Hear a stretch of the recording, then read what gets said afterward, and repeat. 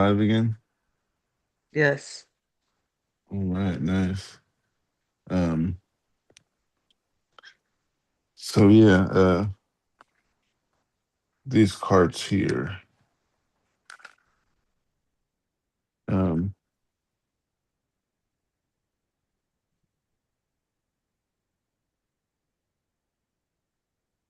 um, It's all out of focus. You could just say what they are. That would be a lot easier. Here we go. By the way, I think we should say hello, YouTube, right? Did we not? Did we? Did we We did not? not. We did Um, not. Hello, YouTube. I'm Mark. We have Pookie and Andrea also, wherever Zoom and YouTube decide to put them relative to me. Somewhere yeah. in this on will Yeah. be those two. Yeah, Uh, and these spooky. cards are the ones I got. I don't know if you see those. Can't really. Okay. Anyhow, the brand is 510 cards. Um, and I went and got four. One is orange mochi. I don't know how to pronounce that. Mochi. Uh, It's mochi. a type of like I think it's a type of a Korean ice cream treat thing, sort Oh, of. okay. Is it good?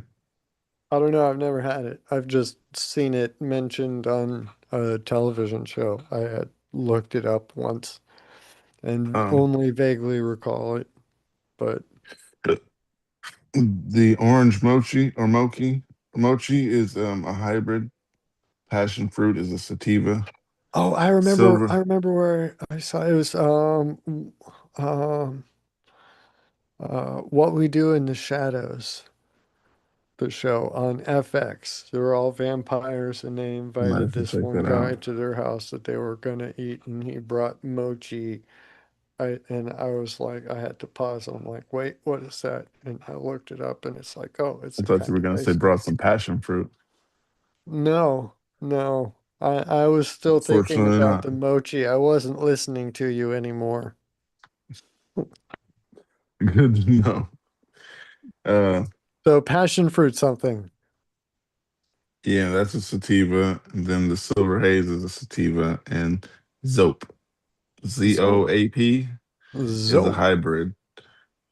But I the have only reason I don't have indicas because they didn't have any indicas. So I told them, give me a good hybrid. Give me two random sativas and two random hybrids. indica heavy hybrid maybe is something you could ask for if they don't have any like outright indica, but Uh, Zope is an indica heavy hybrid, I believe. I actually just finished a an eighth of Zope earlier this week. uh, It was good. The flower was good. I don't know how the cartridges go. Are those distillate cartridges or are they like resin extraction, live resin live or liquid diamonds. oh, wait, live liquid diamond. What is that? Oh, liquid live diamonds. That's the words Liquid backwards. Um, 1 gram, 510 cartridge. THC is at 89.3%.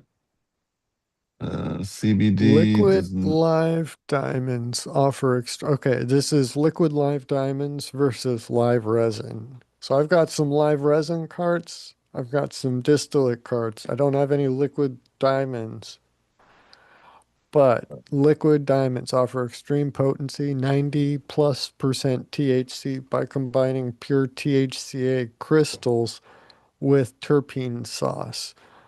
Live resin provides a more balanced, full spectrum flavor profile, running 65 to 85% THC by extracting all cannabinoids and terpenes from flash frozen whole plants.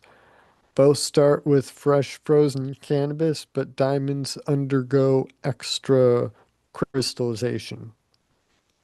So there's a little bit of a difference there, and those diamonds kind of kick up the strength. So each little sip is bigger. So they basically did good when I said just give me something good. Uh, they did I good this mean, time then, right? That's what you're saying?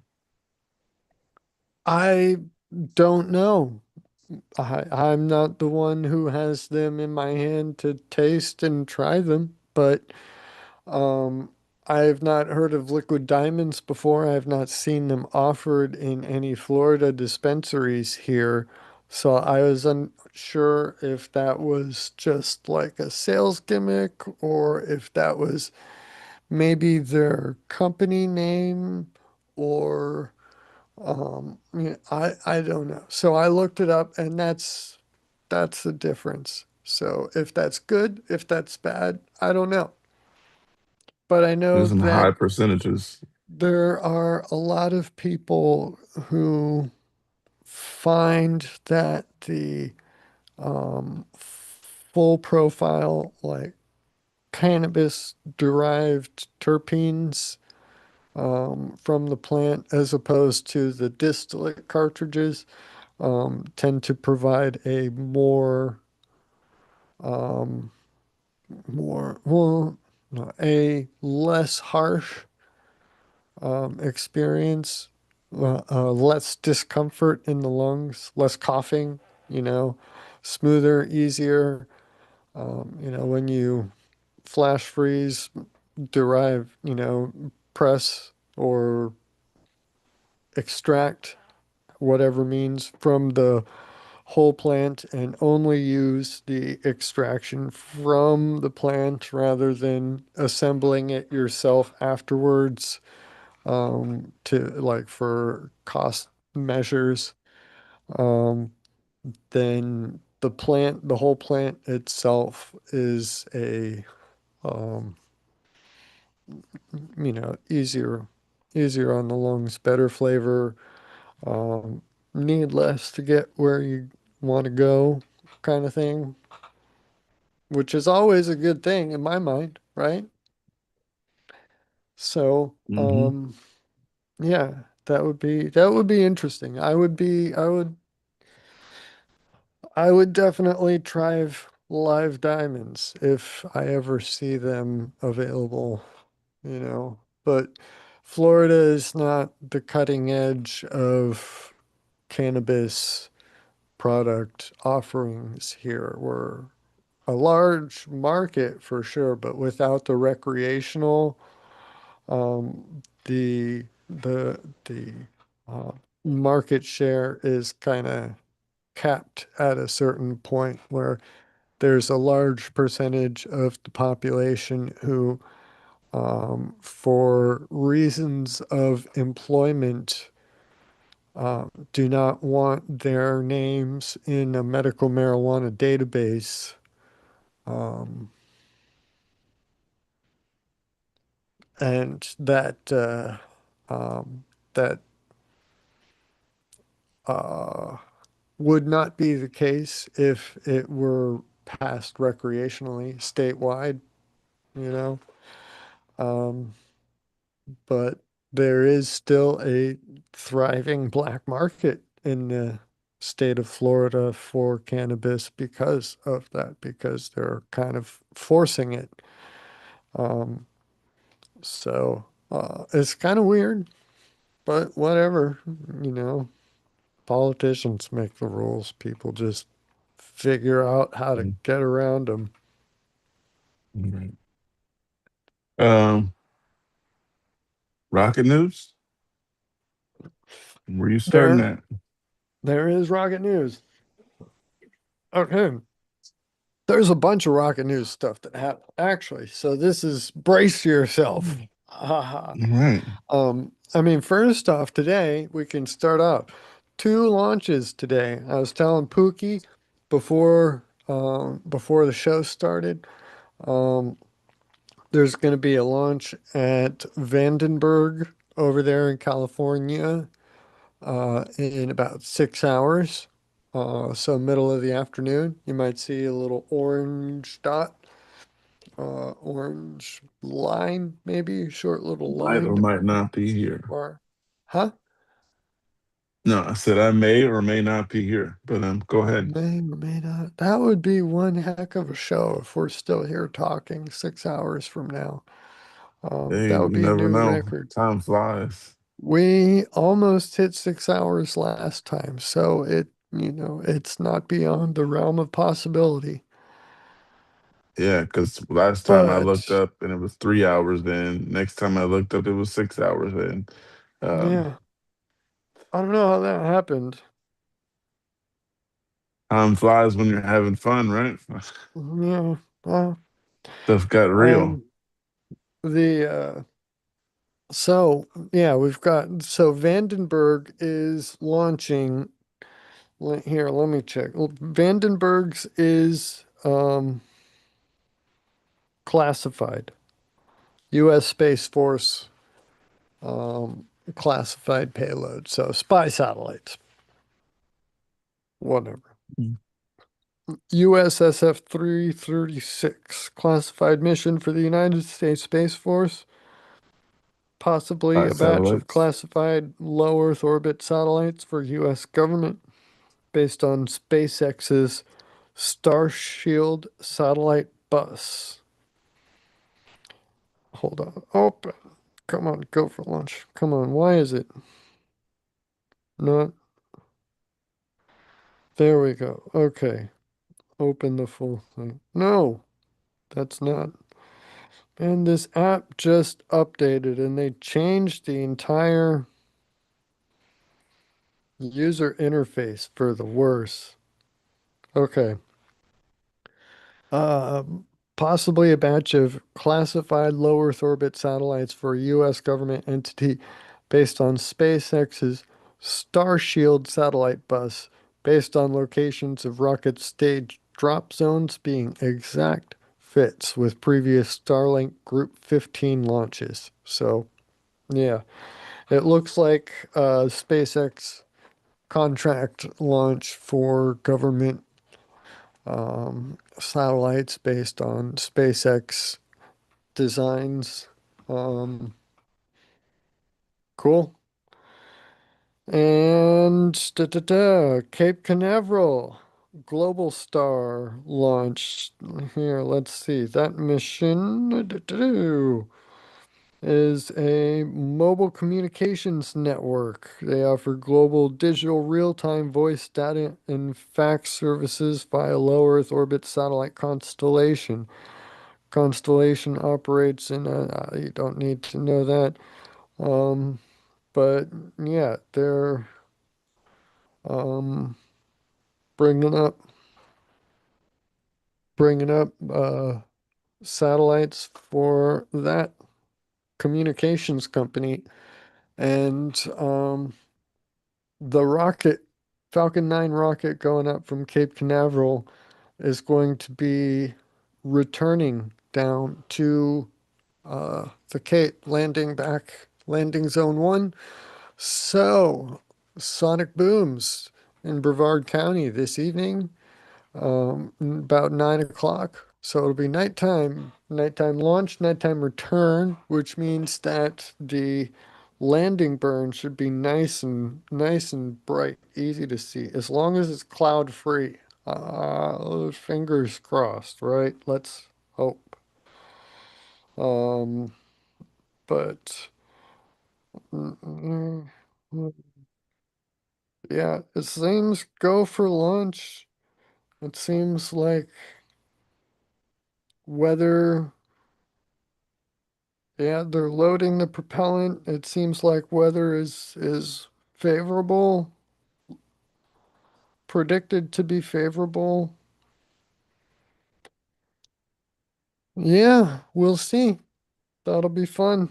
It's been a while since there's been a night lunch here in Florida that like through a certain part of the the Earth's orbit around the sun, it becomes less advantageous to do launches at nighttime and better to launch during the day, depending on how you want the satellites to orbit the Earth or where you want the satellite to launch to. So, yeah, around the fall and winter time, there's a lot more night launches. So we're coming up to the season. Yay. That'll be fun. Um, Other space news. But back over here, there was um interest. Um, where did it go? I had an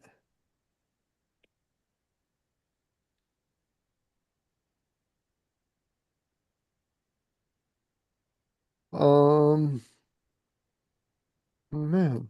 Okay.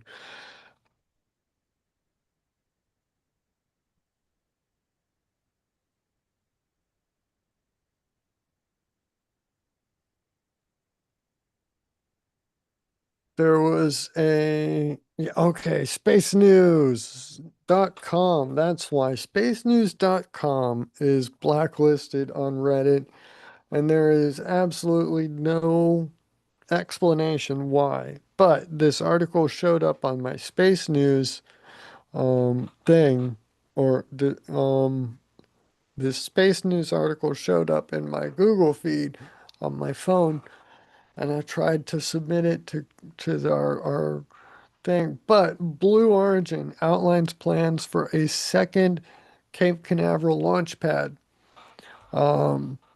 In Washington, Blue Origin discussed details about its plans not only to rebuild but expand its Florida launch site, adding a second pad for a larger version.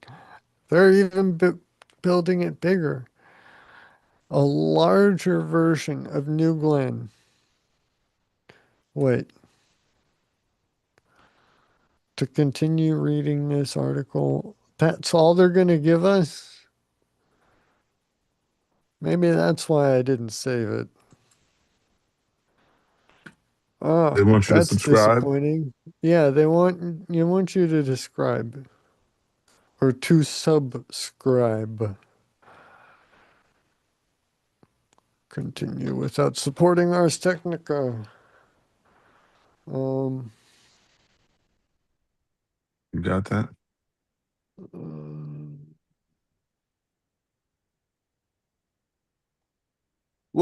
um, okay. In a different, I'll just transfer over. Different side of the world entirely. Chinese rocket breaks apart in flight. One of China's most used rockets, the Long March 7A, exploded a little more than a minute after lifting off on Monday evening, local time. Ars reports. The medium lift rocket's payload was classified, but it was believed to be military communications satellite. The rocket's liftoff from Wenchang Space Launch Site appeared to be nominal, but publicly captured videos showed that the rocket's first stage exploded about 1 minute and 20 seconds into flight. The front fell off. That could be a problem. Yes. Have you? Oh, there's a whole comedy sketch, an Australian comedy sketch. The front fell off.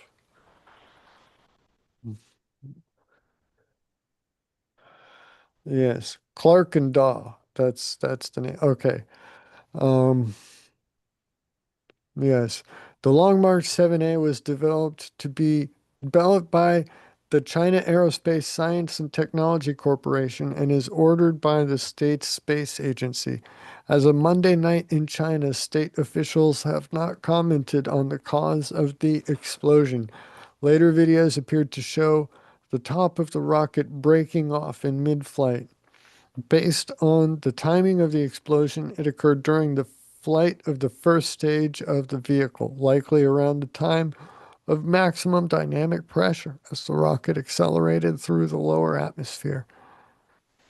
Yeah, I mean that would make sense. Maximum dynamic pressure is the greatest load that the vehicle will experience.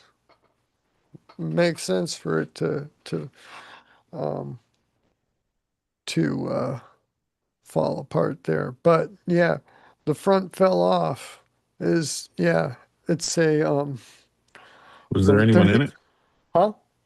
Was there anyone in it? No, medium lift rocket, way too small to be carrying anybody. Um, it was like they said, believed to be carrying a like a military spy or communication satellite, something, something iffy. Um, who knows? Maybe we didn't want it going up. Yes, not. But there is, yeah, there's a Maybe. Never mind. here, Almost forgot we were live. yeah. Well, Uh, yeah. there's a, Uh, yeah, there's a link to the comedy sketch from Clark and Daw. The front fell off. It's like a 2-minute skit, and this guy is front playing fell off. senator, talking about a tanker, and the front fell off, and he's trying to explain why the front fell off, and kind of doing a press conference damage control thing, and it's just it's gold. If you have not watched it, if you have not seen it, then you need to. It is internet culture, like gold history. It was, yeah, it was part of early YouTube popularity. Um, before YouTube even started putting advertisements in anything, this video was popular on YouTube. So, Hmm, yeah. must be old. Um, Of course, it's been re-uploaded so many different times. Who knows where the original account was? And yeah. even the original account at the time was uploading it illegally, right? Because the copyright was owned by the company that broadcast it. So, yeah. But the internet doesn't care. So, yeah, watch it if you have a chance. Clark and Daw, the front fell off. Oh, it looks like this is their official account. Clark and Was Daw. there was there any of that article left? There was a lot of that article. It's a whole here. Well, there's one thing here. Blue Origin has provided its first substantive update on the cause of the catastrophic loss of the New Glenn rocket and most of its launch pad infrastructure at Cape Canaveral, Florida in May. The space company's chief executive, Dave Limp, confirmed widespread speculation that the problem started in one of the rocket's 7BE-4 engines that power the vehicle's first stage. Root cause not identified yet. Quote, the anomaly originated at the main oxygen valve on one of the BE-4 engines, which was later confirmed by hardware recovery and inspections, Limp said. He added that the company's path forward is clear as Blue Origin works toward returning the New Glenn rocket to flight before the end of this year.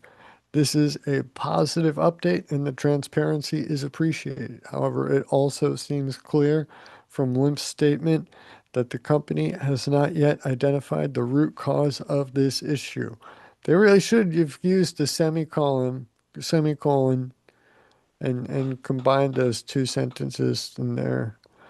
This is a positive update and the transparency is appreciated, semicolon. However, comma, It also seems clear from Limp's statement that the company has not yet identified the root cause of the issue.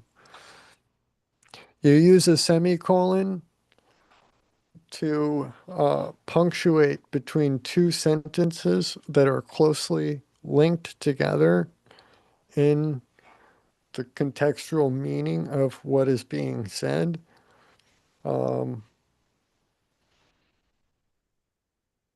yeah, Needs you to you um could have used a period, but it's better without using a period because a comma would be inappropriate. They are two complete sentences on their own, but they are so closely related that you want to indicate that they should be considered together. So a semicolon, well, I need you to however, proofread my book comma, it also, I'm glad to help. Send it to me. Um, because yeah, it doesn't have any semicolons. It sure might need some. You might know where they go. I mean, I can find reasons to add them if you want. Yeah, Um, let's stay on topic.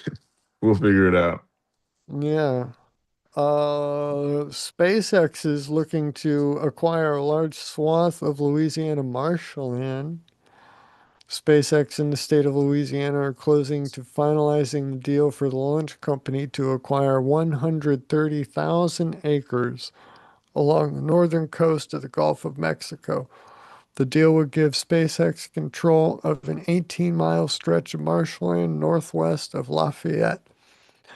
The site, known as Pecan Island, became available as part of a legal settlement that resolves dozens of lawsuits that blame ExxonMobil for pollution and coastal land loss, the newspaper reports. There has been no confirmation from SpaceX or Louisiana officials, but earlier this year, the Louisiana legislature passed a package of incentives for aerospace companies, including liability protections and property tax breaks. If SpaceX is to fulfill its ambitions to launch thousands of Starship rockets a year to build a massive constellation of orbital data centers, among other purposes, it needs more launch sites.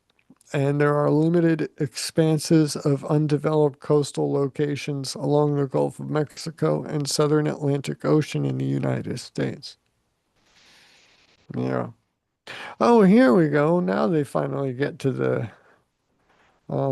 Blue Origin announces a two-pad plan after their blah blah blah, their first one. In the weeks after the anomaly, Blue Origin outlined plans to restore that pad for New Glenn operations as soon as possible. On Thursday, they revealed that it will also move quickly to develop a larger pad at the nearby Launch Complex 36B. The new tower will resemble Starship Tower. This newer pad will serve as the operational home for the New Glenn 9x4. That is nine first stages, four upper stage engines, while LC-36A remains the operational home for the smaller New Glenn 7x2 vehicle that blew up earlier this year. Additional infrastructure planned includes a new vertical integration facility for the 9x4 vehicle and a payload processing facility. Built in partnership with the U.S. government, this facility will support both variants of New Glenn. Yes.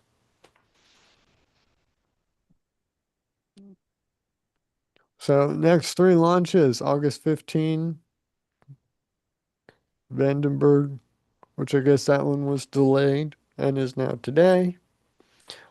And then August 16 from Cape Canaveral.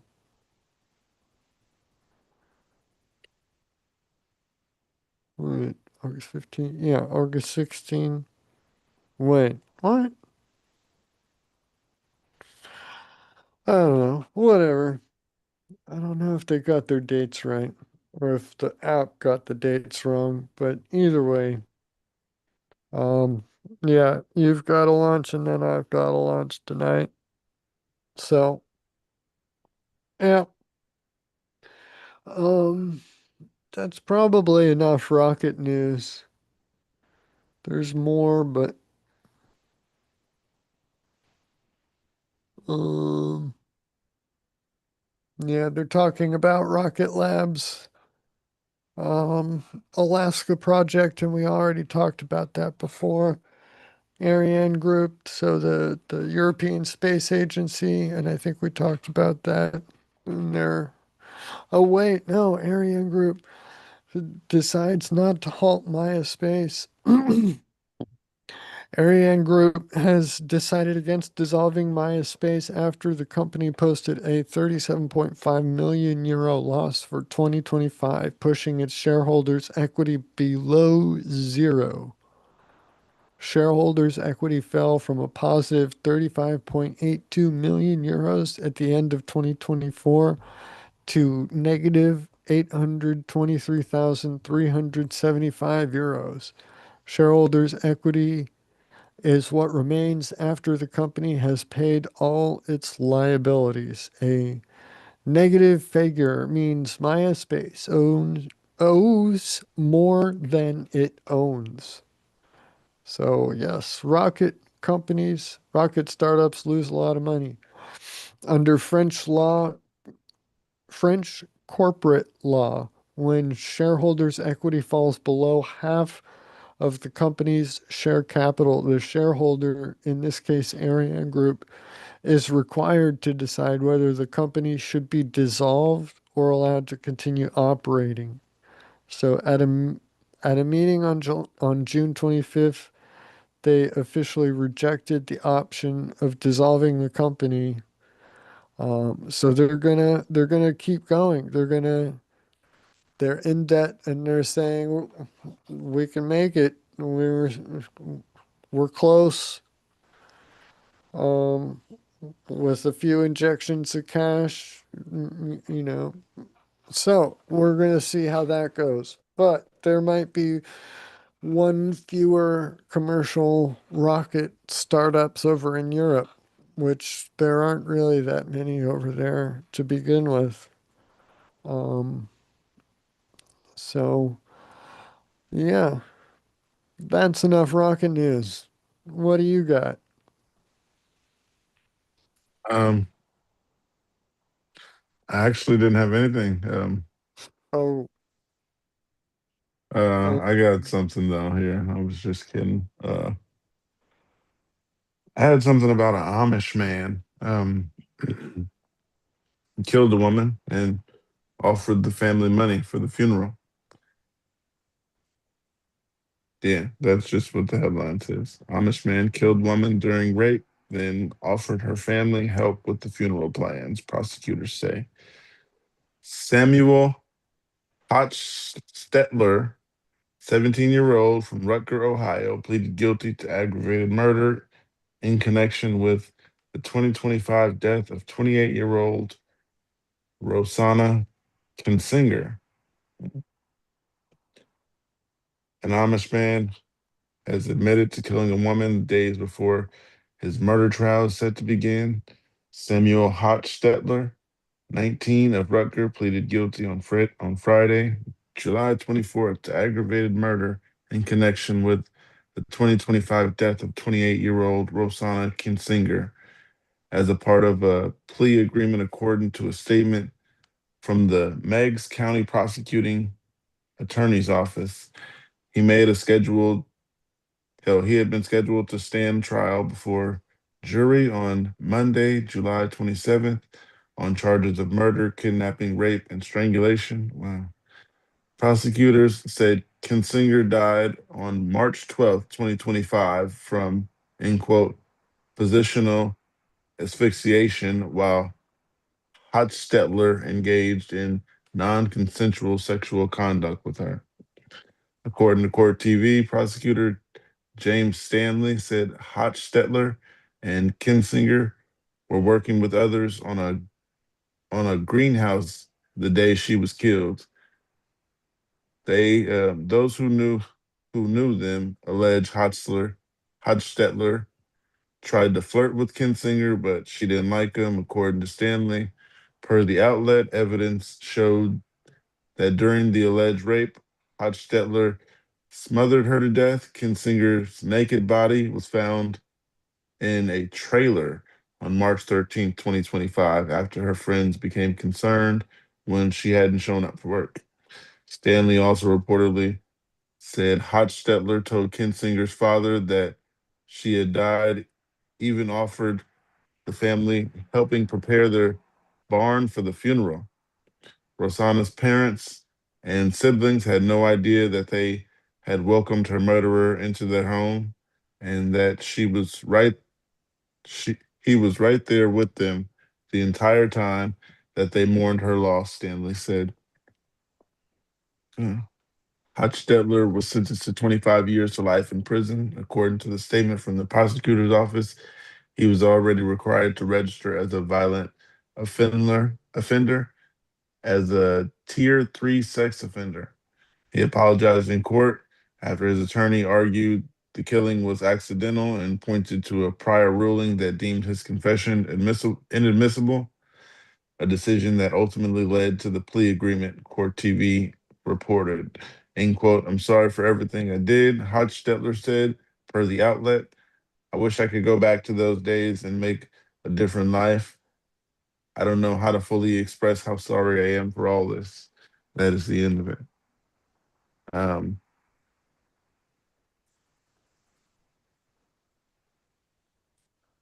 Thoughts on that? Um,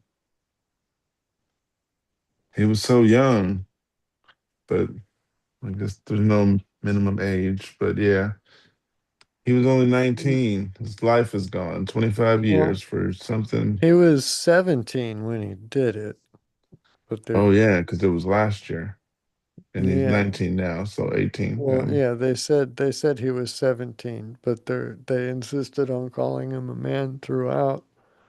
Um, and I don't know. He's got another 8 years before his frontal lobe and decision making ability is fully formed and developed, which I'm not gonna excuse anything, but I'm just pointing out there have been other cases where um, similarly aged defendants had not been tried as adults. So I think it's interesting. Um, it's really weird that he offered money and went to the funeral. And I don't understand what he means. It was accidental. I accidentally raped her and killed her. I didn't No mean such to. thing. Uh, Maybe he meant to rape her and didn't mean to kill her. yeah, He I strangled can her. I can see that being what they're trying to argue, but It still doesn't make it I don't know. okay. In the moment, how could I don't know. What else but kill her could he do to keep the event quiet, to prevent repercussions from falling on him, right? Yeah, And then, in order to continue appearing innocent, what, who else but innocent people offered to help with funeral expenses, right? there's a That lot part of was mind murderers that blowing. It could have been, yeah, it could have been, yeah, Prevention. guilt. part of what, I don't know. It could have been bullshit to like the accidental part. It could have been part of it the whole time. Attending the funeral could have been part of what he was enjoying, for lack of a Yeah, better word. it's not uncommon for killers to attend the funerals of their victims Mm. To because fund then it, they're to help fund them, that's a little not unusual. necessarily to fund, but Yeah. At the same time, like you said, maybe he was just trying to make himself look more innocent. Which, yeah, that would imply a bit more like premeditation, more culpability than a minor deserves or would present. It'd be that he was feeling guilty. Yeah. He was already in court for something else. That's what I read, right? Um, and then brought that up. Think that's what I read. I'm sorry. Yeah. But yeah, that was no accident. And he got 25 years. I wonder what state he's in, because that's some Well, type shit yeah, where if you the need a sentence was life sentence. 25 to life and he got 25, then they went easy on him. Yeah. I wouldn't say give him the death penalty, but 25 isn't enough for some people, I agree. especially for something like that. But yeah. You got any more articles, Mark? Nothing ready? I mean, 25, not, well, I don't know, 25. A third of that would be spent still frontal lobe development decision making. He may get to a point where he recognizes and truly recognizes, truly realizes what he did was wrong. There might there might be a case for potential genuine rehabilitation simply by virtue of growing up if the appropriate resources are provided in prison if he takes advantage of them, you know I think 25. prison probably screws people up more than it helps them.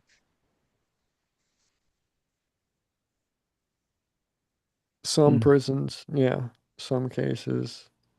I think there's a lot that could be done to change that. I um, don't disagree with that at all. but I don't think that there are financial incentives in place to encourage such changes to happen. I just spilled coffee all over my face. Well, don't do that. I was paying more attention to you than my coffee cup, apparently. Well, Uh, can I laugh since you're laughing? Yeah, I got this article that you put up here, Andrea, and I don't know if it's too soon because Mark said wait for that one. I think you said wait for this one, Mark. The the Trump suit Andrea on Fourth and Fifth Amendment. The Andrea post, yeah, there's a couple that we could get into a little meatier, a little more intense, heated. Um, I could read it if you want. I would love If that. you want, I need to find it. Okay, here we go. Trump sued on First and Fifth Amendment grounds over paid Truth Social access. So this is being looks like it's being re-reported from CNN. President Donald Trump's expensive subscription for instant access to his Truth Social posts is unconstitutional, according to a federal lawsuit filed Wednesday. Okay, just that one sentence. How many of these platforms require expensive paid subscriptions to access their writings, their opinions, their content and stuff, right? It's like every Hmm. Wall Street Journal, New York Times, LA Times, like all of them. $2 a month and all that. First require, year, I don't two know, I don't dollars. know. I don't know what they're going to say is different about Trump's True Social. I don't know what Trump has to do with True Social. I don't know what True Social is. I don't know any of it. I've never Trump's heard about it. Truth it's Social, Trump's Twitter. created his own little Twitter called Truth Social. When he got banned from Oh, Twitter, that's where he went. It's made his own. right. Yeah, I remember that. And that was before Elon Musk bought it and made it into X, right? And Trump is allowed back onto the real Twitter, now X, Can't after remember. Elon got the whole thing. But I guess he's continuing to run Truth Social. I don't know. I don't know. I was Let me get back to the article. Let me get back to the article. Yeah, I'm only one sentence in and I'm already trying to derail the whole thing. I'm sorry. I'm gonna The keep you on track. Intercept, huh? I'm gonna keep you on track. Yeah, I need I got guardrails when you. I'm reading. Or blinders like horses. Sentence The two. inner, huh? I said sentence two. Sentence two. The internet or the Intercept and the Freedom of the Press Foundation jointly sued Trump and his White House social media team for restricting their access to the president's posts on Truth Social. The plaintiffs claim Trump violated their First and Fifth Amendment rights, restricting their access. What did they, what would they, what did they want to get access without paying in order to report on what was happening in that? Sounds like it. Like, why? Yeah. Why should they not also just have an account that they pay for and go and do? I guess, yeah, I guess they don't want to give any money, even the absolute bare minimum. I don't know. I don't even know what the bare minimum is. Maybe it is extortionary. Um, Maybe they Trump, did, and we didn't know until the end of the article. I didn't hear what you said. Oh, I was saying maybe that's something we don't find out till the end of the article. Mm, I should keep reading, you're saying? I mean, if you want to, you I don't think have I to. should keep reading. Trump Okay. frequently uses his company's platform to announce policy decisions, executive orders, personnel changes, and war declarations.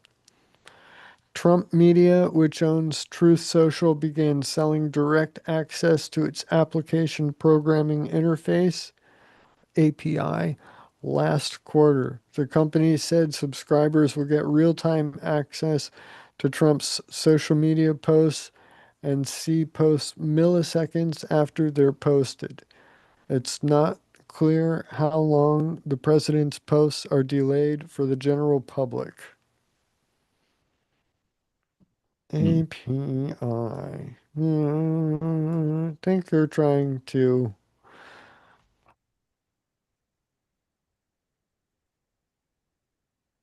Oh, hold on. What are we doing? The application programming interface. They want access to it. Right. What is Truth Media owns Truth Social. Truth Social began selling direct access to its API, application programming interface, last quarter. Right.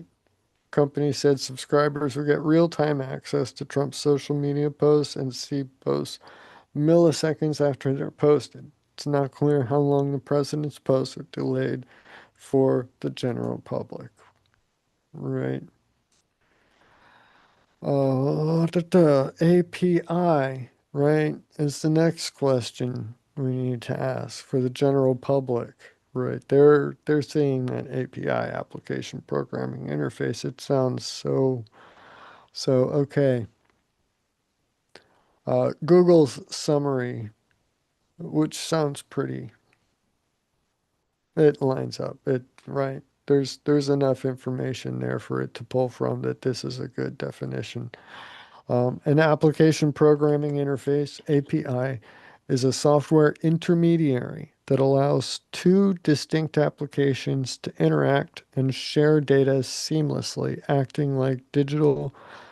acting like a digital translator or bridge. An API abstracts complex internal operations.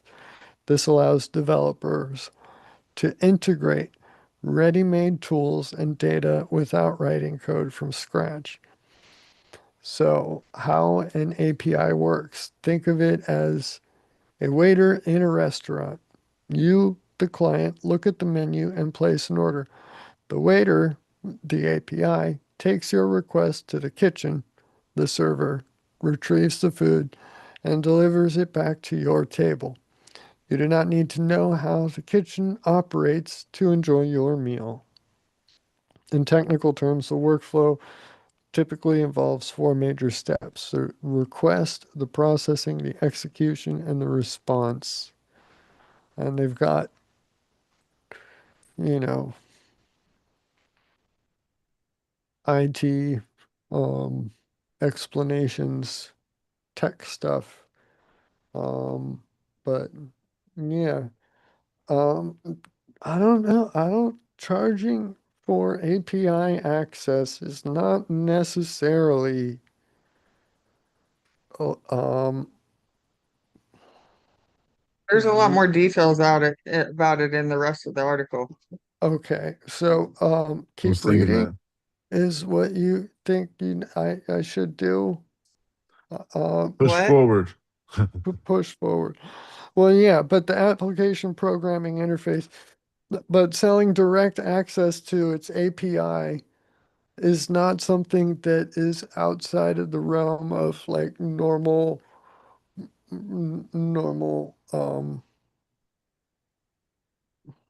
Yeah, that's a lot of money. For okay, government app, yes, maybe it is 60 to a extortionary hundred cost. thousand dollars a month. Well, when you're a large, I mean, yeah, if yeah, a you're that large person, you don't care. broadcasting company, the things, yeah, $60,000, 100,000. When I was, when I was head of a team of about 10, like 7 to 10 engineers and technicians, and we licensed the use of some software in order to process the um, data that we were collecting. Right. So we license the software itself to use it commercially and profit from our own use from it. And so the for the scanners themselves, we were doing 3D scanning of parts and measurement of those and whatnot, right? So the scanners and the software to process um, the the 3D data from those scanners was $300,000 annually for a team of 10. Um, Two locations, two scanning locations, and um, three floating licenses for the analysis software. So $60,000 and $100,000 a month sounds exorbitant to the average person who compares that to like a car or to a home, right?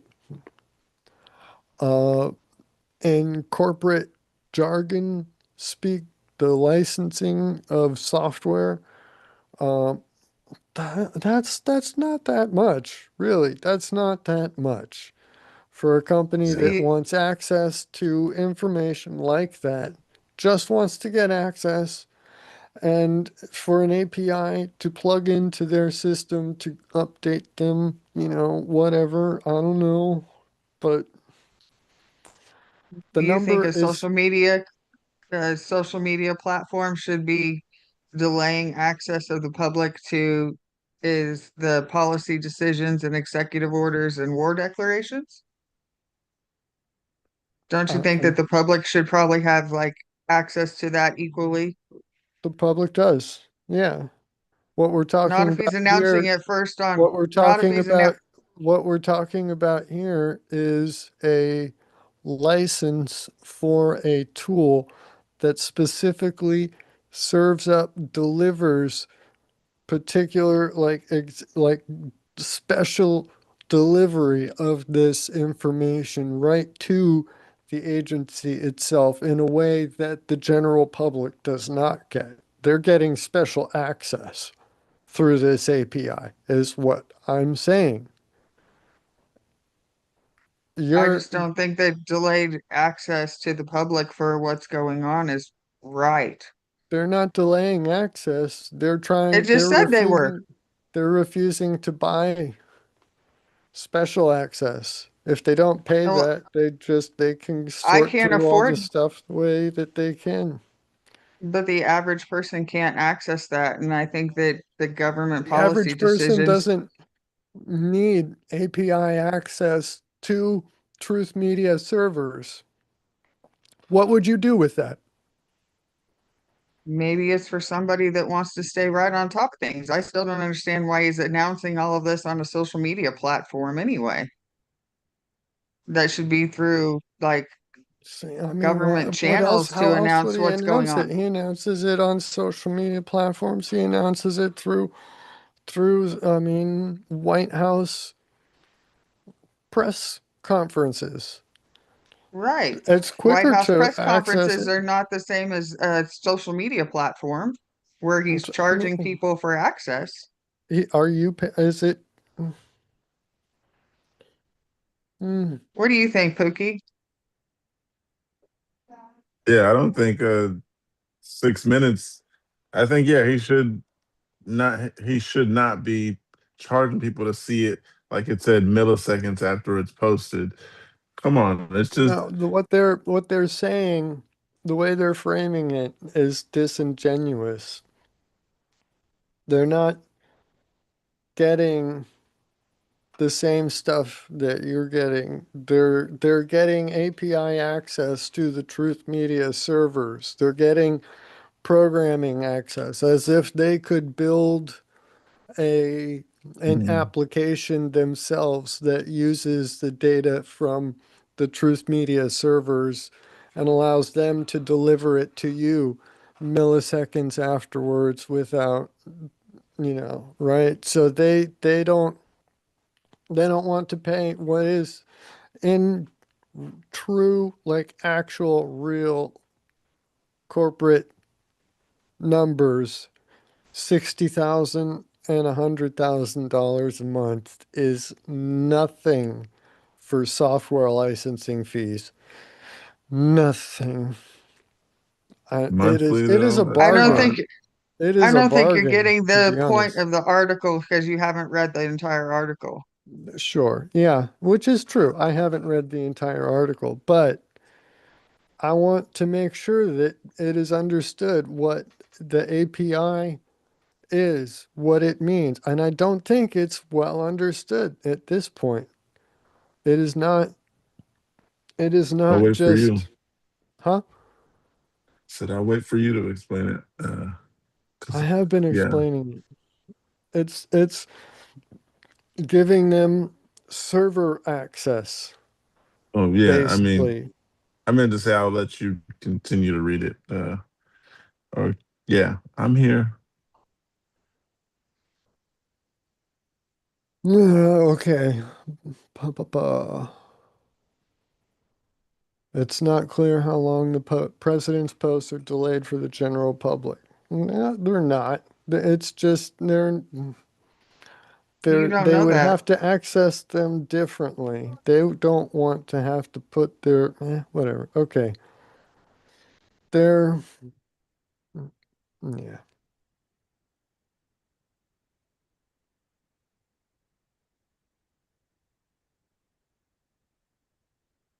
You gonna What are you read some more? reading? Yeah, Well, those. no, What are okay. you reading? I'm just thinking real quick. So the core architecture types, how an API works, that doesn't matter. Real world use cases. APIs function silently behind the scenes of nearly every digital activity. Third-party payments. Online retail platforms utilize the Stripe API or PayPal to authorize payments without storing credit card numbers locally. So that's an API there working.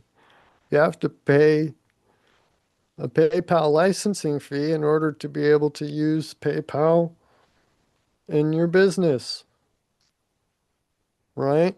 Mm, I did not Yeah, know that. yeah, My yeah. PayPal is free.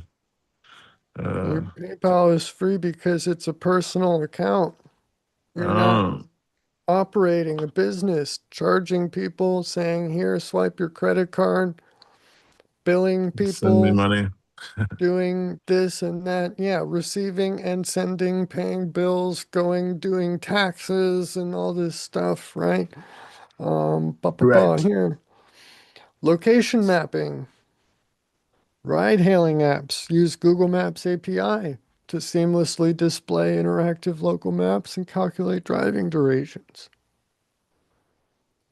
Yeah, it's not DoorDash that provides the map showing where your driver is and how long it's going to take for him to get there.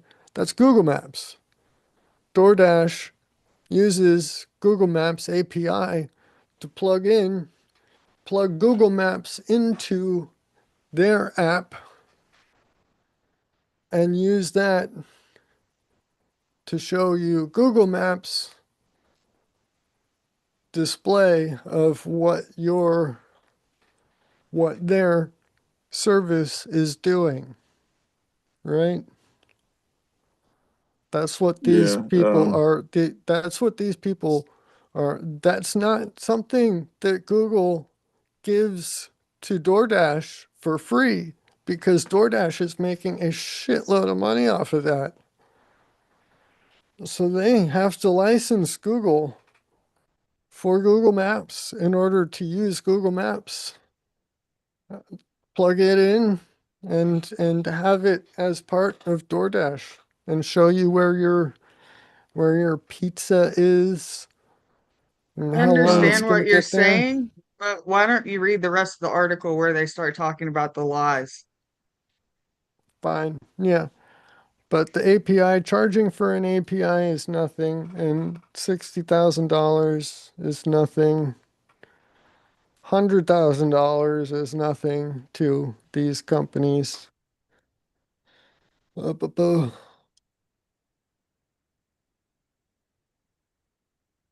government cannot limit access to speech without legitimate justification, said Katie Fowler, Deputy Litigation Director at Knight First Amendment Institute. Knight First Amendment Institute.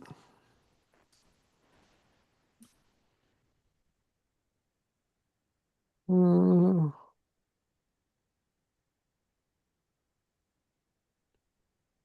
Mark, what are we doing? yeah, I want to see.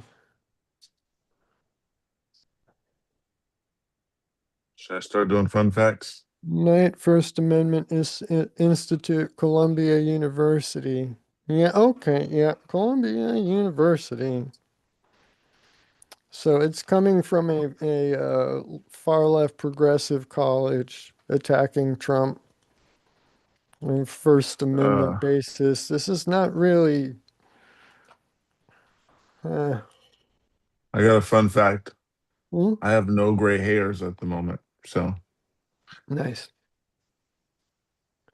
There uh, is no legitimate government interest in doing this, Fallow said. Donald Trump and his company may have an interest, but not the government. Yes, there is no government interest in Truth Social. Therefore, the First Amendment should not apply. They have no responsibility. uh, White House did not respond to a request for comment in its first ever earnings call with analysts Monday evening. Trump media said it has signed more than 10 customer agreements for Truth API, most mostly with high-frequency trading companies. Trump media said these customers are willing to pay between $60,000 and $100,000 a month for the preferential access. Right. Well, what they're calling preferential access is mhm. like routine software stuff for any sort of digital media company. You know, Yeah, if Facebook you want to pay sells for it, API then we'll keep access. going. Right.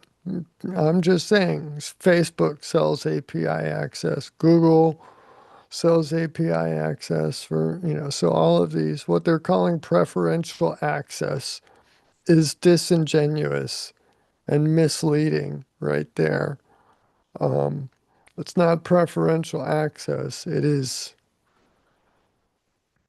software and the way software works. Software licensing are willing to pay $60,000 and $100,000 a month for software licensing. Trump is by far the most That's followed and active poster on Truth Social, a platform that has very few active users and has never announced a profit. So why do they care even so much? It's Trump's echo chamber. What is the point of uh, clearly the company and Wall Street believe the special access holds significant value. Why? But Trump may be selling access to something that, despite posting on his own platform, he doesn't legally own. Quote, the president's official statements are not the private data of a company, but are owned by the United States under the Presidential Records Act, Suss argued. I don't know about that. In its complaint, the Freedom of the Press Foundation argued that Truth API could restrict its ability to scrape all the president's posts and determine which are anti media arguments, a core product that the group offers. And The Intercept said it risked losing out to competitors on timely news stories. Hmm. I don't know. Americans have not been entitled to absolutely everything every president has said ever in every context. It's only recently that that sort of access has been available. possible. And even so, not everything the government says is being made in any sort of official capacity, and therefore is not necessarily a matter of presidential record. Um, I think they're trying to just make a fuss, rile some people up against Trump. I don't think that they really expect this to make it through court. They're just, it's just Columbia University funding their little activist group to um, go make some noise. Are we even halfway through And this they're article? trying to figure out some some way to do it, some legal grounds, something. And if this is all they've got, I don't know. The government can't set arbitrary access to public information, said Suss. The president and his aides are selectively making available statements solely based on the willingness to pay his private company. They're setting arbitrary definitions of what constitutes public and private information, I say. Why do they believe they have a right to everything that the president says online? He's putting it out there. Why shouldn't people have access to it? People don't have access to his emails. Why That's should not they a have public access social to it? media platform.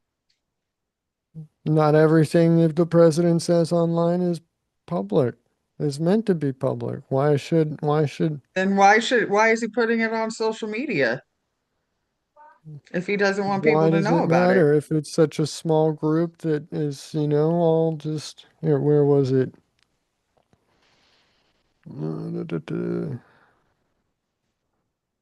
Yeah, a true social platform that has very few active users and has never announced a profit. So it sounds like it's just a complete non-entity. They're making it sound like it's just it's completely non-important in the grand scheme of things, but they really need to get in there. But they're not going to pay.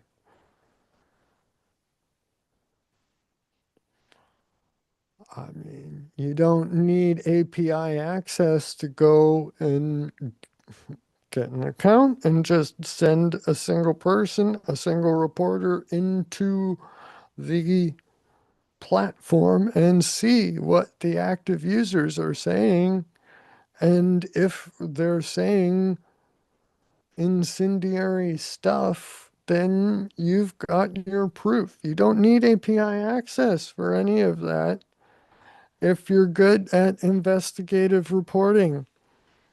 But they're not. Um, They're ideologues and they're just trying to make noise and rile people up to their cause. Uh, all right. like many actions taken by the Trump administration, selling special access to the president's announcements on a platform that he owns raises several novel legal issues. And I think that they should, if they're making such an issue out of this, if they're making it such a big deal, they should need to show one announcement that came from Truth Social that was not officially made public by any other means at all. I don't think it's the fact that he's hiding announcements. I think it's the fact that he's delaying access to it to all of his minions. To a small, unimportant group, largely inactive, that has never turned a profit. So who cares? Obviously, you But don't. I mean, either way, if the same announcements are made, it's not like everybody looks at every single flash up news story that pops up. Not everybody is glued to CNN over on the TV and watching every headline, the ticker, or whatever. So it's not like That sounds like delaying my it by dad. a few milliseconds They from haven't said that not it's a few having the milliseconds. API. They're They saying the said, people that yeah. have paid for it have it within milliseconds. They have not said how long it's delayed for the general No, public. they're saying the API provides server access, real-time server access, not that all users, not all paid users get access in milliseconds.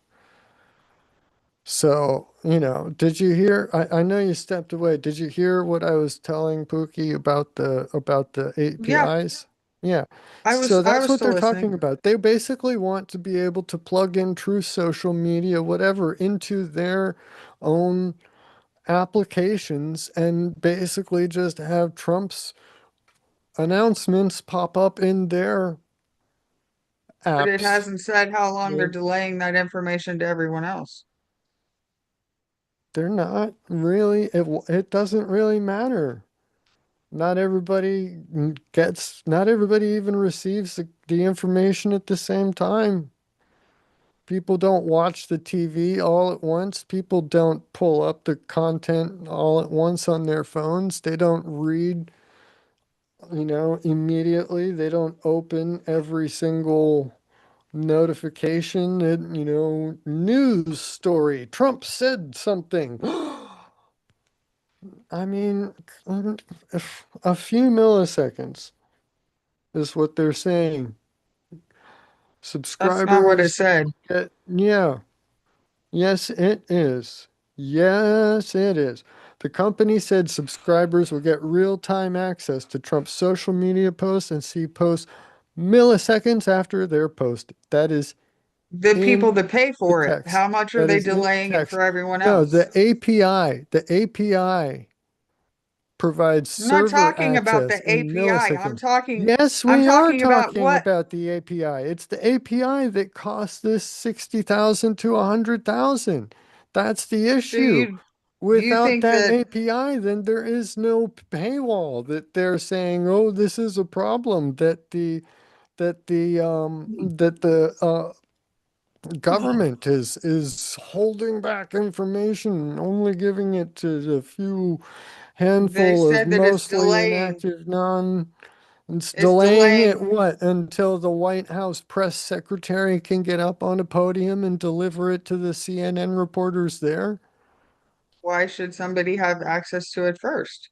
It's public information. What are they gonna do with it? How are they what is gonna happen? What is the advantage? What is the disadvantage? Why does it matter? Whatever, Mark.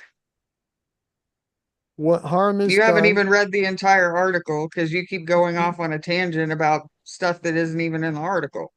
So go ahead, I do what you're gonna do. literally I literally just read the sentence.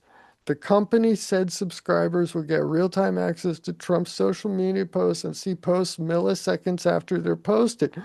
In response to you telling me they never said milliseconds in I this didn't, article. that's not what I said. You That is not, did. It is Hi. live. It is recorded on YouTube. Viewers can go back and watch Andrea say, never Yes. said milliseconds, and see me read this sentence.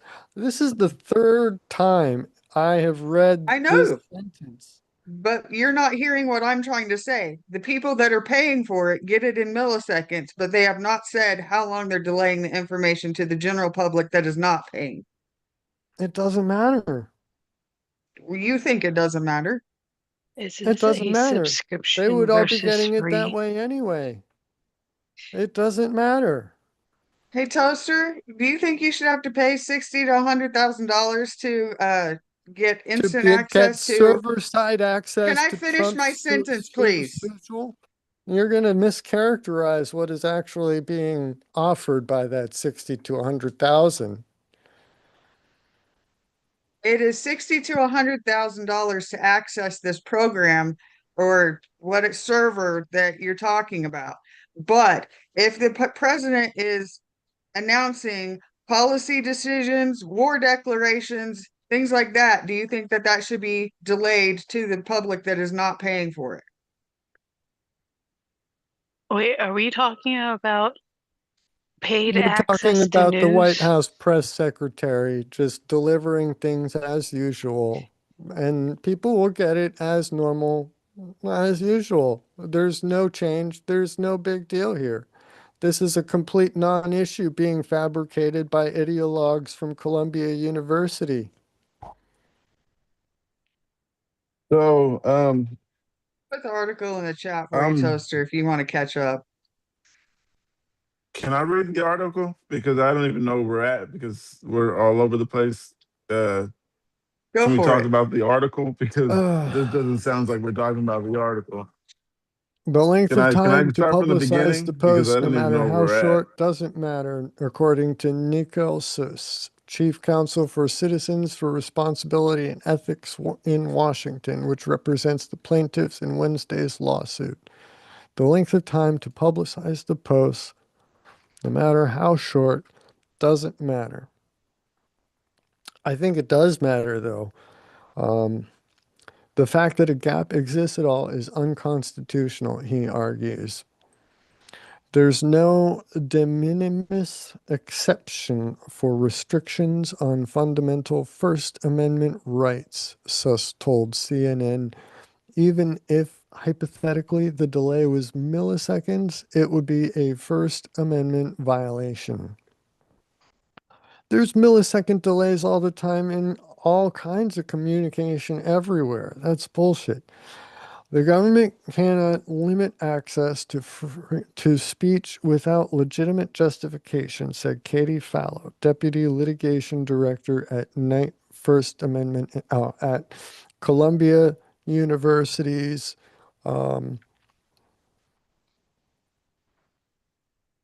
Action Group instigators. There's no legitimate government interest in doing this, Fallow said. Donald Trump and his company may have an interest, but not the government. Every single company has charges access for API server access. This is bullshit. This is a bullshit lawsuit, and it's going to get dismissed. The White House did not respond to a request for comment. It's a non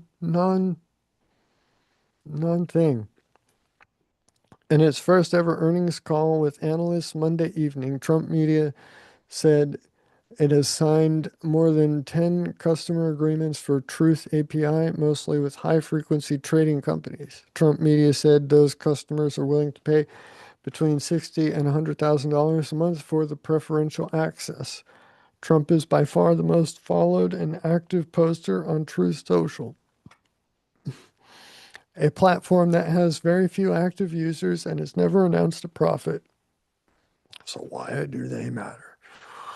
Clearly, the company and Wall Street believe the special access holds significant value.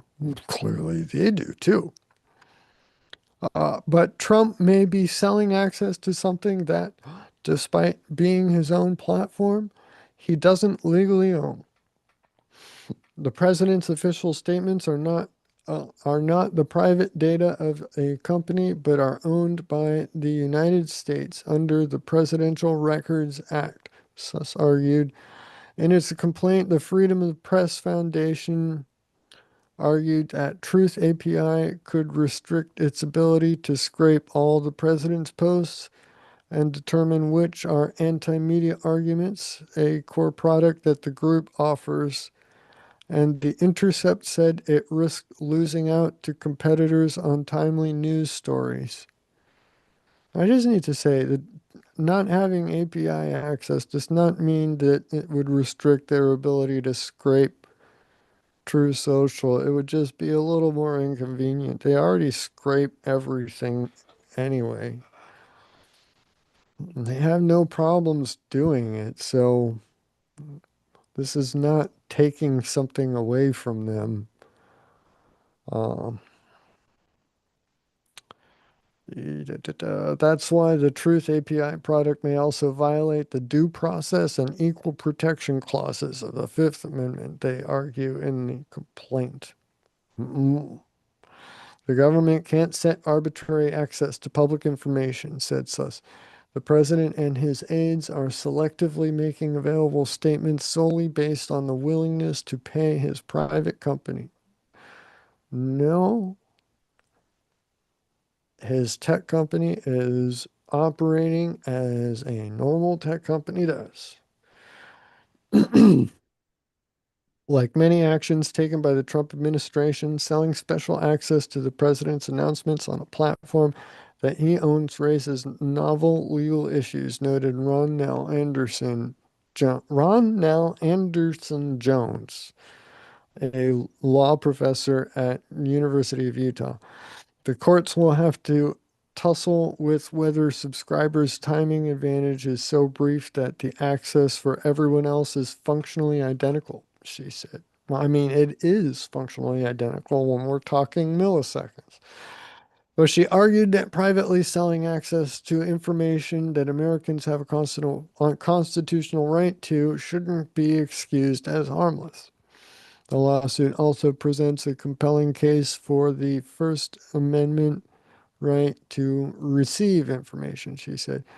So much for our free speech doctrine. So much of our free speech doctrine focuses on the ways we are protected when the government wants to keep us from speaking, but we also have a constitutional right to receive information, and this is the case. And this case is sure to be an important one for exploring why that right is so central to a healthy democracy. Last month, Democratic Senators Elizabeth Warren and Adam Schiff urged federal regulators to investigate whether Truth API is legal. The lawmakers described the plan as a, quote, shocking abuse of the office of the president and called for the Securities and Exchange Commission to determine if the arrangement violates federal security laws. Saber rattling, saber rattle, rattle, rattle, rattle. Early access to President Trump's social media posts for Wall Street firms, wealthy insiders, and high frequency traders will erode investor confidence in basic fairness of the markets, Warren and Schiff wrote in a letter to SEC Chair Paul Atkins. There is a fair, equal access available to all of those Wall Street firms to get the same access. I mean, again, just like the media companies, Wall Street traders, $60,000, a drop in the bucket to get early access if it is that advantageous. What? I mean, They haven't said how long the posts are delayed for the general public. Yeah. That's in, And milliseconds. no, They it have said doesn't. no, It they did have that said is not. not what it milliseconds. says. I read it They have said in milliseconds. I read the article. There is no talk about time. It says that, excuse There me, I will is bring talk up about the time. I have exact. read 3 times. This Let Toaster read it. company Because says you're Yeah. reading one subscribers will sentence, you're get. not reading the entire conclusion of the paragraph. The Yeah, fine. article. It's not clear how long the president posts are delayed for the general public. It is not clear. There you go. You just read it. It is not clear. That doesn't say it's milliseconds. It says it is not clear. That means it could be milliseconds. It could be an hour. It could be 2 hours. It could be long enough that he takes the post away, and the only people who saw it are the people paying for it, and that's inside information at that point. Thank you, Toaster. Yeah, you said it. Okay, that's a The lot of ifs and maybes and could and possibly and And that's if, what we're and thinking of. there's no evidence for any of This that. situation has never happened before, which is why we need to think of the ifs and coulds I of mean, it's later a tech generations. company. It's It's a tech our, company that's losing money providing access to servers which operate on, electricity. They need data connections. That is losing them money too. So asking for reimbursement to get server side access to the tech company's data is in no way abnormal or, All the extortionary. other companies that you bring up aren't the government. DoorDash is not the government True making Social is policy not the announcements. government. I know, but they're making government announcements, No, war declarations, and policy changes. a user on Truth Social is making Who owns it? announcements. The And user is owns also the it, president. but I mean, how is it different from Elon Musk posting all of his nutty bullshit on X, Elon right? Musk doesn't hold public office. He holds quite possibly even more significant power in a lot of ways when you He's think not the about it. president running the government.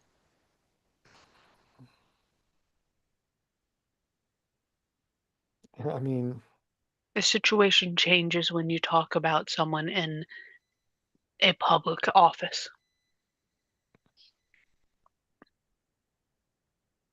particularly someone known to run off the rails.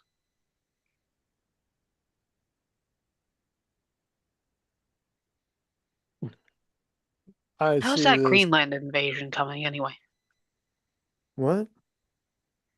I heard about it. I haven't checked up on it after the first time I heard about it. Mm. Um, This whole thing is just there really is no actual legal backing behind it that I can Yet, see. because I it mean, not because yet.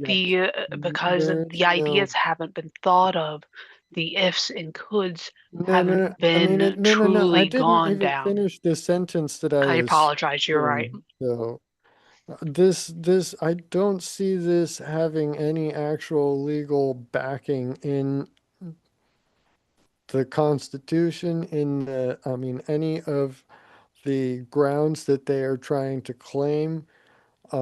And barring any of that, then we're simply talking about a tech company, a social media tech company, and charging for API server access for a tech company that is losing money, that is trying to stay afloat, right? Is in no way abnormal. So, yeah, I don't see the First and the Fifth Amendment uh, challenges being raised here as having actual legal standing. I think that they're just making noise. And I trust that the judicial system will be able to recognize that and dismiss this case, if not at the level that it's being brought up, then in an appeal. But yeah, this is just mudslinging at Trump. I don't think that this has Truth Social is not the worst thing that Trump is doing or has That's for done. sure. I So will I agree don't with you on that. I'm not concerned about this. I don't care about it. I don't think that it's the big deal that they're making it out to be. And I still yeah, think it's a and I deal. mean, like I said, I looked up the organizations that are filing these, and they are all um, connection or connected with or spun off from far left progressive um, organizations funded by, progressive organizations. Like the unapologetically just anti-Trump, anti. I mean, well, yeah, I'm not gonna go into that far, but yeah, it's raised by ideologues, not by actual legal experts, and yeah, it's not a lawsuit meant to win. It's a lawsuit meant to raise ire against Trump.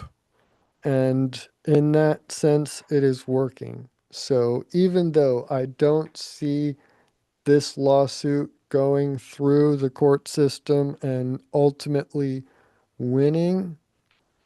And even if it does, at most, I see Trump having to sell his stake in the company, which big deal.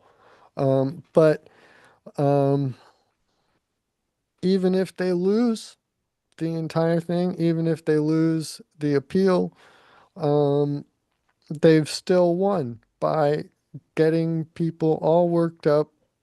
I mean, we see just right here how And if they lose, they don't look at it as a win.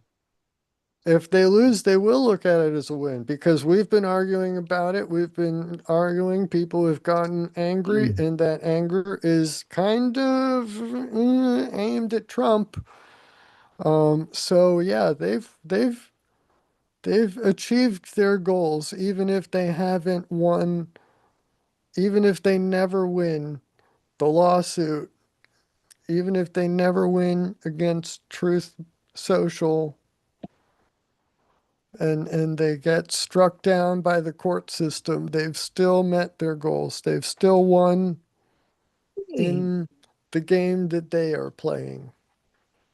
Um, it's all. I mean, you got to think everything that is happening in politics is not what they're showing you is not what is actually happening behind the scenes. It's not necessarily what they're yeah. Oh, Uh, uh, I was gonna say, how is that connected to killer whales? But I don't know. You got me. oh yeah, I got this article here that says scientists spot signs of cannibal killer whales in Russian waters. Oh, cool. So now the killer whales are eating at each other. Yeah. I'm gonna start this. It says a Yeah. new study Read that presents loud enough so I physical. can hear that from over there because I got to go grab something. Oh, can you hear me at all? Yeah, I I can can hear hear you. you. I'm just Oh, all right. explaining I'm gonna go and grab something. So, yeah. I can still hear though, was the point I wanted to make. Gotcha. I got the point. um, a new study presents physical evidence that mammal eating killer whales may be preying on fish eating killer whales in the North Pacific and proposes this predation pressure could help explain the unusual tight social bonds of resident orca populations. Killer whales in the North Pacific come in two fundamentally different varieties. Resident orcas eat fish, live in large multi generational family groups, and are known for one of the most stable social structures of any non human mammal. Offspring of both sexes remain with their mothers for life. Biggs orcas, also called transients, hunt other marine animals, travel in smaller groups, and behave differently enough that many researchers have long argued the two should be considered separate species entirely.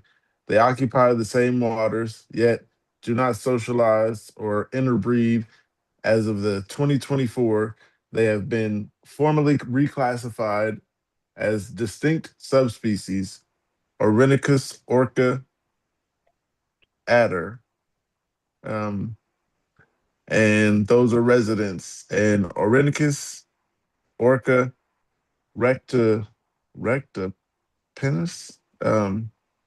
I have to spell this out. Rectipinus. Recticipit. Anyway, I'll skip that word. Uh, What is killer whale cannibalism? Killer whale cannibalism refers to the instances where one killer whale will kill and eat another. Because all killer whales belong to a single species, Orsenicus orca, such predation uh, technically qualifies as cannibalism. However, researchers note that the two main non Pacific ecotypes, resident and big orcas, have behaved so differently, like they do not recognize each other as the same animal. What nobody had documented before with physical evidence was one type of hunting and eating the other. Mm. Big orcas, big orcas are well established hunters in the large marine and of large marine mammals, including minke whales and Bard's beaked whales. Severed fins from those species bearing killer whale tooth marks have been found before the Bering Island beaches, which is precisely why field researcher Sergei Fomin recognized the pattern and when found something unexpected, resident orcas for their part were largely though to be avoided rather than targeted by Biggs orcas. The two types have been observed keeping distance from each other in the wild. Prior explanations for the resident orca's unusual cohesive social structure focused primarily on foraging efficiencies and benefits of kindship networks. In July 2022, Fomin found a severe dorsal fin on a beach in Bering Island, a remote Russian island off the Kamchatka Peninsula in western North Pacific. The fin Kamchatka. Kimchatka. It looks exactly like that now that you say that. Uh, yeah, Kimchatka That was Peninsula. one of the provinces that you could capture in the game Risk. Uh, The border, like the between um, where Russia gets closest to Alaska, kind of I don't want to get too far off topic. where the Uh, former land bridge was, in the last ice age and stuff. Oh, So this is Kamchatka's so up cool. there at the east. Let me finish this article. Yeah, yeah, It yeah, yeah. says the Stop peninsula in interrupting, the Mark. western North Pacific. The fin was bloodied and covered with tooth marks consistent with those made by another killer whale. In July 2024, he found a second fin approximately 2 kilometers from the first location. That fin was somewhat larger and came from a young male. Genetic genetic analysis was performed on tissue from both fins. The results confirmed that both animals were resident orcas, and researchers then examined the tooth mark patterns. The spacing of morphology of the marks were consistent with those made by big orcas rather than the residents. The researchers also noted that the fins had been severed rather than simply bitten. This is consistent with how big orcas typically feed on large prey, removing low calorie appendages like fins to access the energy dense muscle and blubber beneath. The fins are then discarded. Foreman also documented that large gatherings of resident killer whale families, the kind that occurs when unrelated individuals come together and find mates, had taken place in the same area just days before the second fin was found. I didn't know this article would be that long, but I'm going to keep going. This is so cool. The paper's authors are Olga A. Filatova of the University of Southern Denmark, Ivan D. Van Duten, and Sergey V. Fomin. The genetic data established that both fins came from resident orcas. The physical characteristics, the tooth marks, and the pattern of the fin removal led the researchers to conclude that Biggs orcas were the most likely perpetrators. Though the attacks were not directly observed, both fins come from young animals. Filatova noted that the fins of the large prey animals are routinely discarded by Biggs orcas, making their presence on the beach recognizable, signature of a predation event. End quote. If it was just aggression, she said, they wouldn't bother to tear off the fin. Wow. Proximity of the resident gathering to the second find is consistent with researchers' proposed mechanism. During these mating assemblies, which can span several kilometers, juveniles may become separated from the adults in their family group. The researchers argue that the two finds represent rare direct evidence of the lethal predation between the two subspecies, what is technically classified as cannibalism, since both belong in the same species under taxonomy, Orcanis orca, Orcinus orca. Filatova was explicit, however, the label may not reflect biological reality. End quote. They almost certainly do not perceive themselves as belonging to the same species. For the transient groups, the resident killers, whales are simply prey, she said in a statement accompanying the paper's release. The paper broader arguments goes further. The ongoing predation pressure from big orcas may be a significant driver of the resident orca's distinctive social structure, specifically the lifelong bonds between family members and the fact that individuals almost never permanently leave their natal group in ecosystems where such predation pressure does not exist. The researchers note that killer whale populations tend to have more flexible social arrangements. The paper describes this as potential example of how predator prey dynamic can shape complex social behavior in marine animals. End quote. So it looks like this defense strategy is really working. Filatova told Live Science. Okay, two more paragraphs, small ones. The researchers also situate the findings within the ongoing debate about killer whale taxonomy.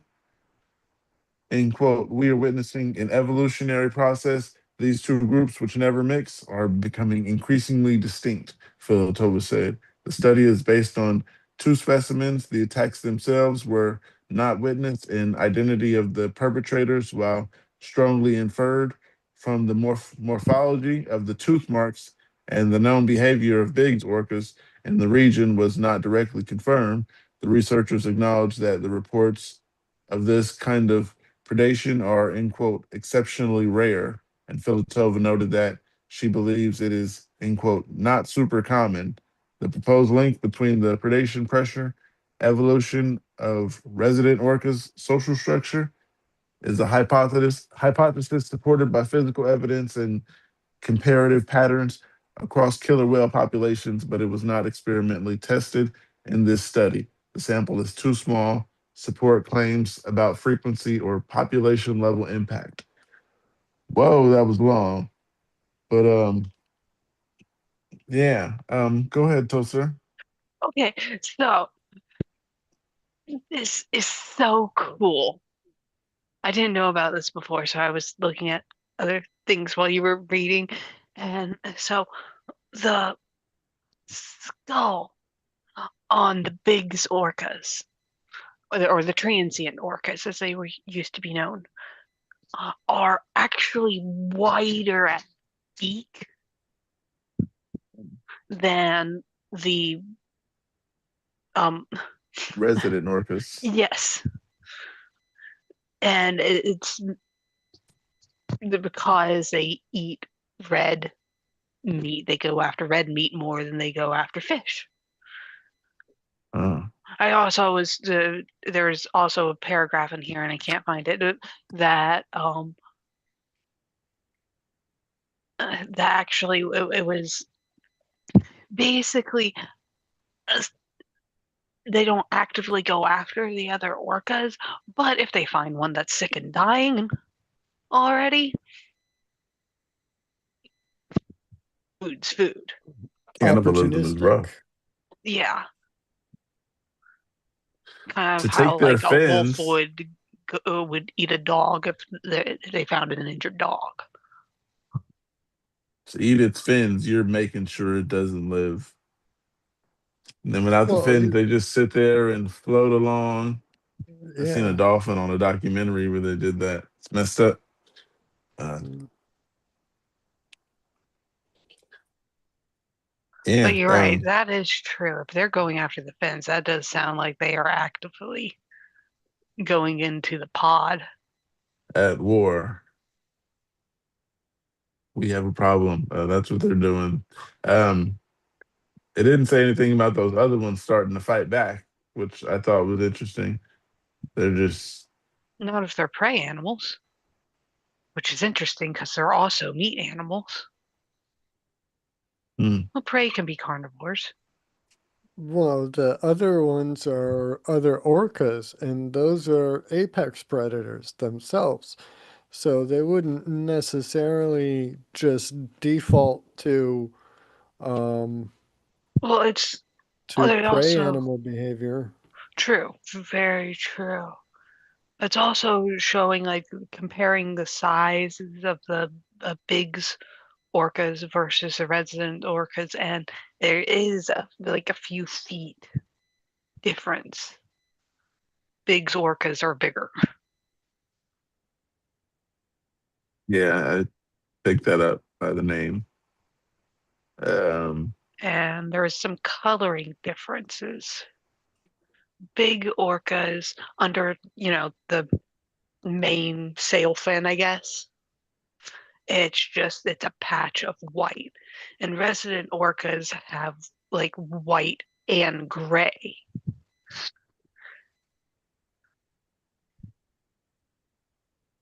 yeah, Okay, I sorry. didn't know there Sorry. was. I got excited about this.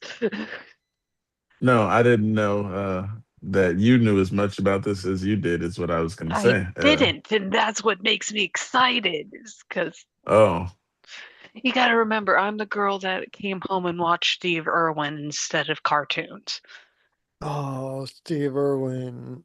Oh, still This, breaks my heart. but it's still, this type of stuff still makes you excited. Yeah, yeah, but still, I mean, I miss him. um, You think he would still be like out there if that stingray didn't get him? You think he'd Yes. 2026? He'd be what, like 60 something by now? From You what think? I understand, his wife Carrie still does feedings at their zoo. Really? Yeah. Mm. Mm. Bendy, I think, um, does a lot of it. I'm going to be completely honest. I didn't know about Robert until like a few years ago. I mean, like I knew he had a son, but I always knew like when watching the shows, it was Bendy.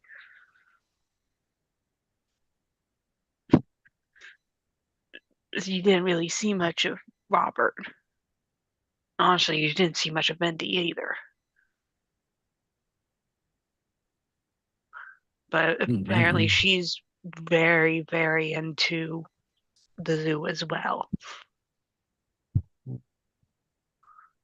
So the whole Irwin family is still going at it.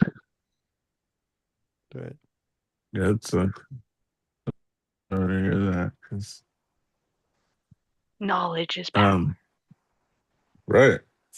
Um, thanks for that knowledge. Oh, I had another article here. Um, it sucks. Says the groom allegedly raped woman helping plan wedding a day before the ceremony. A Nebraska groom was arrested on the eve of his nuptials for allegedly raping a woman who was helping with wedding preparations. Tyler Webb, 33, denied the alleged victim's claims initially, but DNA evidence connecting him to the crime led to him being charged with first degree sexual assault and first degree false imprisonment.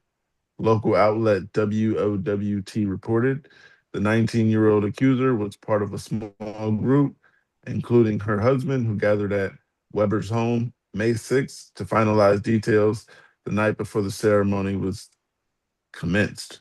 Um, the groom repeatedly grabbed her hand while her husband wasn't looking. She told scouts, Bluff County Sheriff. Wow. When the group thinned out, she decided she was too intoxicated to go home and asked to borrow some clothes and spend the night, according to the report. She said Weber followed her as she went upstairs to change, grabbed her wrist, and pinned her against the stairs before forcing her onto the couch, performing oral and manual sex on her, the outlet writes. She said, I told him no several times, and then he repeatedly stopped himself mid act to say that she shouldn't be doing this because he was getting married the next day. Afterwards, she told the cops she tried to text her husband, end quote, bad things were happening as Weber went to the bathroom before joining her on the couch.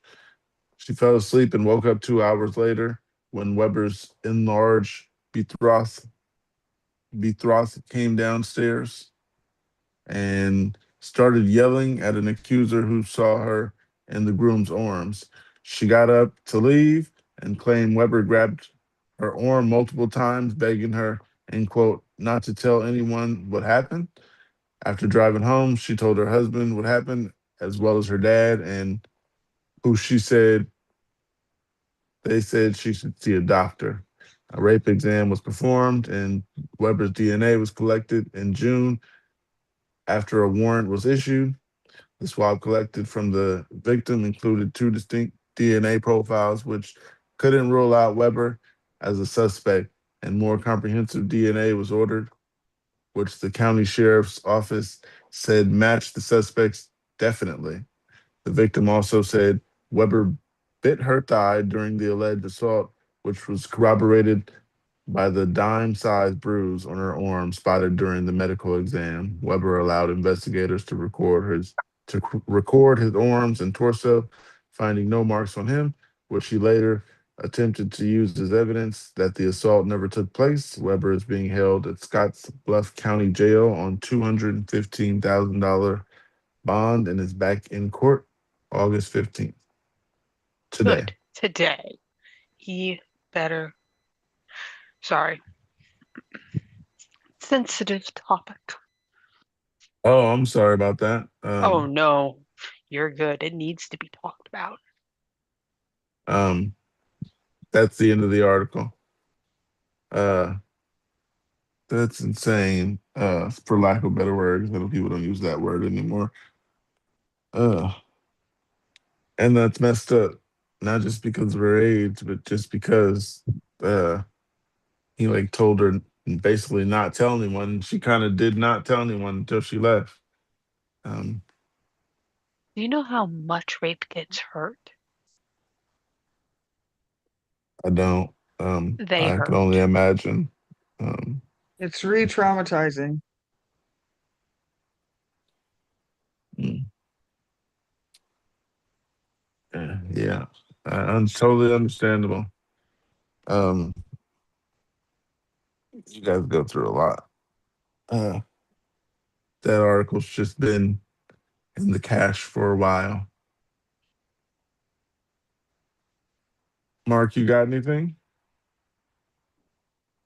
I got something if you don't. A judge on Thursday dismissed a second-degree murder charge against Aaron Spencer, the Arkansas sheriff candidate who was scheduled to go on trial this month for killing a man accused of sexually assaulting his teenage daughter. In the order dismissing the case, Special Circuit Court Judge Ralph Wilson Jr. cited missing evidence and misconduct by law enforcement, saying it, quote, was so egregious that dismissal of this case is warranted. Spencer admitted to gunning down Michael Fossler in the early hours of October 8, 2024, after he found him with his daughter after midnight, despite a no contact order. 67-year-old man was out on bond while facing dozens of charges, including internet stalking of a child and sexual assault in connection with Spencer's daughter, who was 13 at the time. That's the context. That is the man who was gunned down. Just there we go. In February, Spencer won the Republican primary for Lonoke County Sheriff, saying he's running to fix a justice system that failed to protect his daughter. Spencer had admitted to the killing, but pleaded not guilty to the murder charges. To the murder charge. Yeah. Hell yeah. Yes, I killed that man. No, that was not murder. That was justice. I agree with that. I stand by that. Yeah. Uh, um, quote, first, I want to thank God, my wife, and my family, and I want to thank the people of Lonoke County who stood with us when it would have been easier to look the other way. I won't forget it. The support we've received has carried our family, Spencer said in Thursday. Spencer said Thursday in a statement sent to the media. Neighbors here in Lonoke County, people from every part of Arkansas, and folks I've never met from around the world reached out, prayed for us, and refused to stay quiet, he added. When I couldn't speak for myself, you spoke for me. I'll never be able to thank you for the way you deserve. I'll never be able to thank you the way you deserve, but I'll spend the rest of my life trying to live up to it. My focus now is on my family and getting back to a normal life. I would ask the people to please respect my family's privacy as we move into this next phase. I'm grateful this chapter is closed. In earlier statements, Spencer and his wife said their daughter had vanished from her bedroom earlier that October night. Spencer said he jumped into his Ford truck and searched the roads around their home until he spotted her and Fossler's truck, rammed the vehicle off the road, and shot him during an altercation. Quote, I did what any good father would do, just save and protect their child, he told CNN in February. Spencer's daughter, Spencer's attorney had said that he and his wife feared their daughter was in grave danger when she left the house with Fossler that night. I mean, hell yes, she was. Uh, yeah. She was the only witness to the sexual assault charges against Fossler, whose trial was set to begin 3 months later. What? Whoa. Okay. Yeah. That's another detail. Wow. She was in danger. And Many, this is why I am perfectly fine with gun ownership. yes. I agree. This is I agree with that one. Um, justified use of lethal force. Yes. is he in a state that gets the death penalty? Because that's messed up, and that Arkansas, deserves it. I think Oh Arkansas yeah. probably is a death penalty state. But even if it isn't, this guy deserved it. Um, if the missing evidence was conveniently missing, then props to anybody who handled said evidence or didn't, allegedly, right? But yeah, there wasn't any evidence to the case to throw it out. Otherwise, he probably would have been charged, right? I mean, technically, Oh, yeah. by the letter of the law, it was, and yeah, so, but This is There- awesome. I love it. Um, 3 months later. Wow. Yeah. And of course she was the only witness. Who else would stand around and watch? Or what, like, would he do it out in the middle of somewhere? Like, I feel oh, sorry for the girl. I'm glad yes, he's asked for privacy because she has yes. gone through a lot.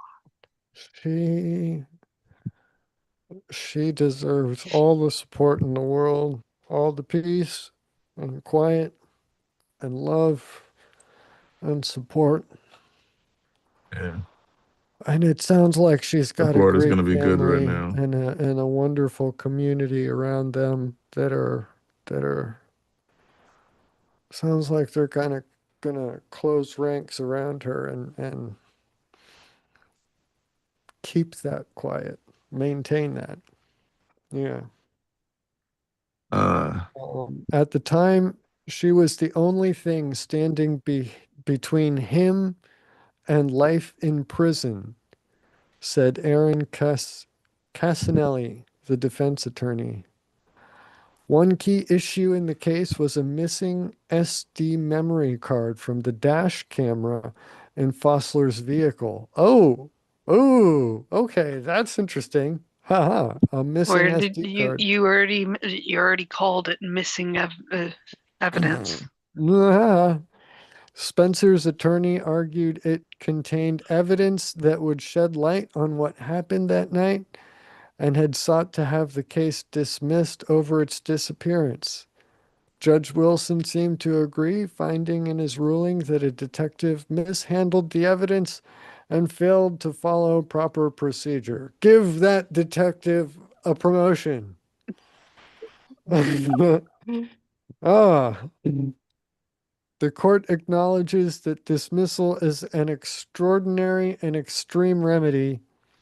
However, ah, and they used a period there. Bad CNN. The court acknowledges that dismissal is an extraordinary and extreme remedy, semicolon. However, comma, based on the totality of the circumstances and the unique, specific, and particular facts and circumstances of this case. Ooh, and using circumstances twice. Oh, well, sorry, that was the court. Circumstances twice is actually okay. Circumstances twice in the same sentence. Yeah, But seriously, circumstances of the case. Grammarly has a free app and it Ah, will catch that stuff for you. I mean, even my Android keyboard underlines. Oh, okay, yeah. Specific and particular facts and circumstances of the case, the court finds that conduct by law enforcement was so egregious that dismissal of this case is warranted. Wilson wrote in his dismissal order. It was the judge who wrote that. He wrote it Okay, with that without actually, that semicolon. well, that actually makes sense then, Yeah, because if they were legally. doing it verbatim, Yeah, he, yeah. yeah, Judge has to be clear and use the terminology. Yes. Okay. But that would be like a what, C minus creative writing thing. They really need to work on that. I don't know. Maybe I'm a harsh grader. What do you think, Toaster? Would I, that is I that a wouldn't. harsh grading? you're hard to impress. Now that I know that it was probably just copy pasted verbatim, and he probably wrote it in the courtroom right then and there. A plus. It doesn't sound like that though. It sounds like what they say is Wilson wrote in his dismissal order. So if he's writing a dismissal order, it doesn't sound like it's something happening in real time in the courtroom. So Well, I've A had plus in the courtroom. But if it was written somewhere outside I, of, where I he don't had know. I've time, had like just sitting down in courtroom, literally child custody wrote out right in front of me, handwritten, and then it was typed into a computer like days later. the But the initial, transcriptions and everything, if this is a small county, which it sounds like it might it be, sounds like, yeah, yeah, Lonoke County, it, yeah. But if he were in his judge's chamber deliberating and had time to write a dismissal order, though, it what might would have you? been flagged on that. Yeah, Yeah. So would my C minus grade be harsh in that no. context? No. Yeah. Okay. Good. Thank you. Someone Thank you. who went to law school should know Thank better you. grammar. Thank I respect your writing skills. Oh, don't, Just because hearing that. if I didn't have Grammarly, I Well, my no, but grammar I mean, would be toast. getting your hearing your agreement on my I don't I I I hold you still in high agree, though. esteem, I guess is what I'm trying to say. So, mm, I hold um, myself to a Um, lower esteem, I guess. you We'll meet hold in the middle. yourself to a higher standard, let's say, right? And that's why you kind of, yeah, I do too a lot. And I really, it takes me like 3 hours to write a text message at least because I got to get everything Oh, perfect. and I am so glad that you are on Team String Cheese. Yes, uh, yes, yeah. It's yeah. taken me a month to do the first chapter. I heard that. I heard that on YouTube. That little bit about the string cheese, and you guys, what the heck? You guys, barbarians, just like chomping on that like Yes, logs. yes, Ah, It it's takes too much time. string cheese. for a Or I'll tear reason. big pieces, but not just gonna sit there all day tearing small strings. Yeah. Too much No, work. it's not. You just peel it. Yeah, and then you have the little one and just And if it comes out too big, then yeah, you peel it the second yeah. time. Well, then you can divide it again and string the string And or the it's rope. also easier when you have a dog that will help you. Oh, yes, Mm. yes. Gabby I don't have a loves dog to string help with cheese. eating. I Gabby. used Please. to have a dog. Her name was Patches, and I would get string cheese. I knew she knew the sound of it opening, and I would have a piece, and she would have a piece, and I would have a piece. And, Dogs oh, are actually lactose intolerant. they can have some. There's levels of lactose intolerance. Okay. Now, they shouldn't have a bowl of cream, but then again, neither should a cat, really. Yeah, that's something. That's a big misconception. I see a lot of people say, "Oh, bowl of But if cream or milk or whatever." I'm like, have you no, ever got a no. puppuccino? What? Oh, what? A puppuccino, they do it at like some coffee No. places. It's a cup of whipped cream. Oh, It's No. yeah. fine. Well, no, I would get the whipped cream cans, right? And get all of that out of there first, and then you turn it upside down and let the stuff gravity feed out. But No, we use the tubs at my squeakers, house you get a because balloon.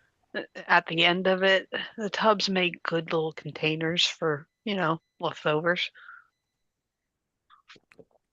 Dogs help clean those out. Have everywhere. Yes, it worked for cats too. Yeah, they they can work have with. a little. It's just it's not it's not as bad as you're thinking, but it's also not as good as most people think. If that makes any sense. Moderation. Yeah, Um, Yeah, moderation. There we go. yeah, yes, moderation. Yeah, when the cats get into something they shouldn't.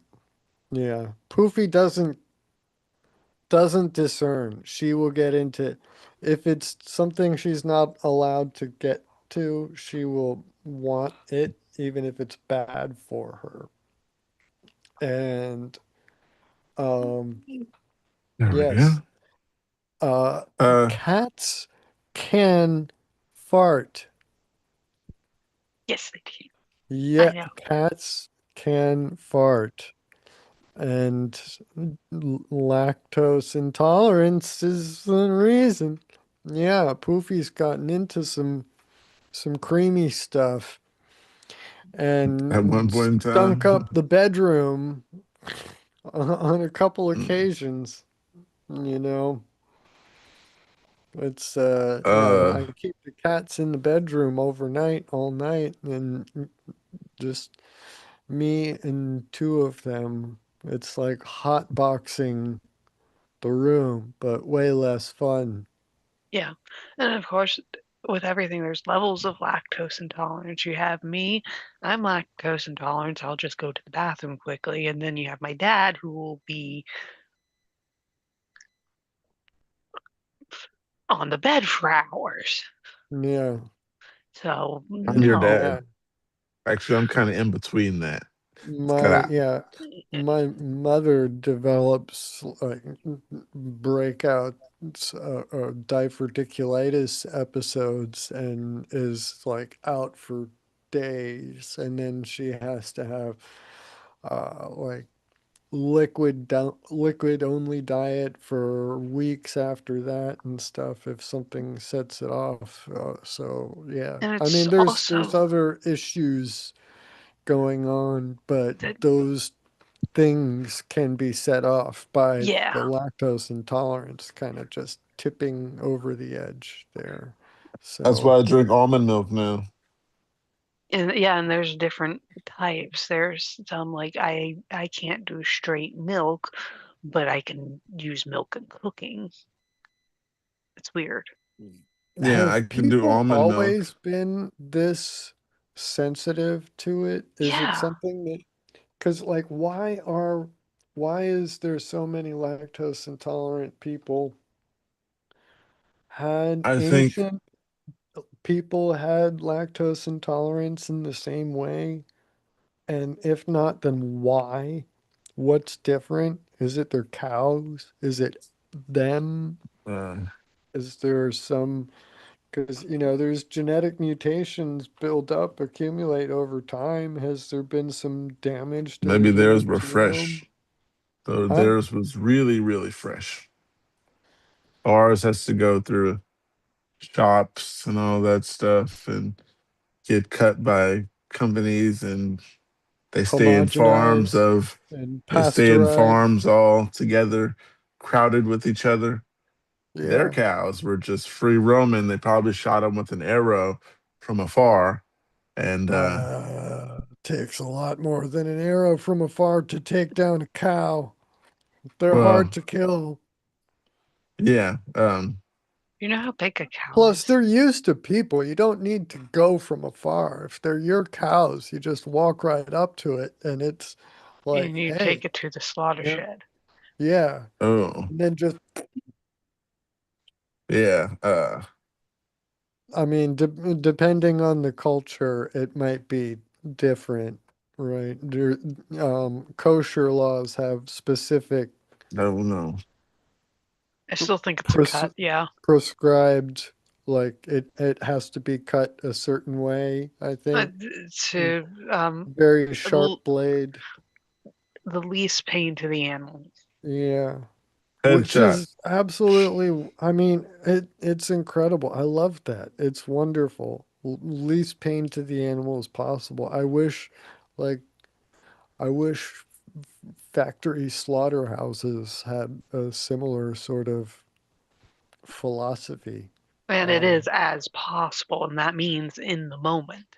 I mean, yeah, Oh, they're gonna figure out something's up. This is not normal to be taken into this shed, right?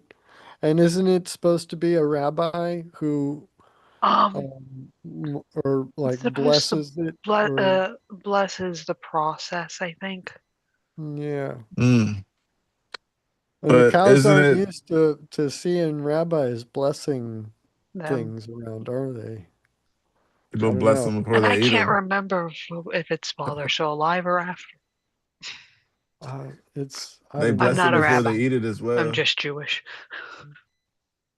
It's an incredible culture and history, and yeah, There's the some the things I know very well and some things that are that are You know there. what I know? other people know. Mhm. What do you know? I know that there is an article here that says U.S.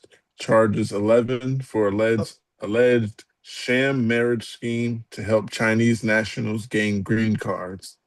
But wait, hold on. The article wasn't the dismissed charges wasn't entirely finished. Oh, we There was didn't? still We went on a yeah. bad tangent there. Sorry. Well, it was an excellent tangent. I loved This will that bring you back. conversation. But yeah, we got to circle back because that officer who misplaced the SD card, the hero of the second hero of the story might get in trouble, right? Um, da, da, da. We don't know what happened to the SD card. We sure wait. In February, Lonoke County Sheriff John Stanley told CNN that the memory card disappeared while in custody of the Attorney General's forensic unit. The detective reviewed it and didn't see anything of evidentiary nature, so he put it back in the camera. We don't know what happened to the SD card. We certainly wish the SD card was there. I don't know where that happened, and humans are humans, he said. It sounds like he's just, don't worry about it, guys. Yeah. When reached by CNN after the dismissal Thursday, Staley said he takes responsibility for the detective's failure to follow procedure and has terminated him.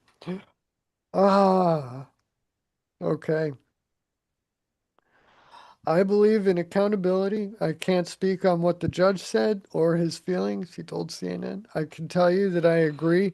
The detective didn't do a decent job, and ultimately that falls on my shoulders as sheriff.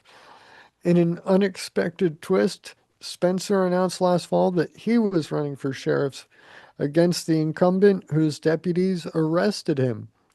Spencer, an Army veteran with no law enforcement experience, defeated Staley, a Republican who'd been in office for over 13 years. They needed to throw that with no law enforcement experience in there, didn't they? Like, okay. Spencer's prosecution just sparked outrage on social media and prompted several petitions calling for the charges against him to be dropped. Yeah, including one signed by more than 380,000 people. It also prompted conversations across Arkansas and beyond about a parent's legal limits in protecting their child. Some observers expressed concern about the impact of taking justice into one's own hands. Thursday's dismissal of the charges clears a path for Spencer to potentially become Lonoke County's sheriff in November. As the Republican candidate, he's well positioned in a county where Donald Trump received almost 70% of the vote in 2024. I mean, yeah, if he gets the Republican nomination in the primary, then he's basically gonna get it, right? No member of this family should ever again be forced to walk into a courtroom and relive this horror. This father should have never been charged for protecting his child, Casanelli said Thursday in a statement. Today, the court did exactly what courts are supposed to do: protect the rights of the accused and hold our law enforcement accountable for following the same laws they are sworn to uphold. And that wraps it up. So, I understand why they had to fire that detective, but I still think that He'll land on his feet, I think. it's yeah, he's gonna get if I mean hell if he gets elected, right, as sheriff, why not just hire him back? Mm. I don't know. That might be a bad look for the sheriff's office to, an officer that mishandled evidence to immediately Get back rehire on. him Yeah. after that mishandling had resulted in his eligibility for running for office. I Uh, still think he'll land on his feet. yes, I believe he's probably um, well regarded in that community as well. And probably communities around. Yes. Yeah. The whole county, the whole, I mean, the whole area, probably the whole state. I mean, I hold him in high regard. I love him. I don't even know his name. I don't think they gave his name. Probably They good not to wouldn't, give his name. because, again, Yeah. that would damage his reputation further, unfortunately. But Yeah. Yeah. I think They are. child predators are a sick breed. Yes. I I I have said before on this platform, I am I am I support the death penalty, capital punishment. Um, murder and rape. Like you've forfeited your right to live at that point when you violate the Damn. bodily autonomy of another person like that, I deprive also them of believe in the That's a life, death good way to put it. penalty. you know, and violate them. I also think Mm, that people should be given more of a right to end their life. Um, maybe. Um, Why maybe? I think that it is being taken a bit too far in some cases because there are parts of the world where medical assistance in death is being offered to patients on mental health grounds. And that, Yeah, okay, I could see where that can go very bad, very yeah, wrong. if you are clinically depressed and you've tried a couple of different antidepressants and they haven't worked, and you just don't want to keep, whatever. There have been cases where it has been recommended that um I think someone was, I don't think it's actually taken place yet, but Canada is kind of at the leading edge of a lot of this. They call it MAID, which is, medical Yeah. assistance in death.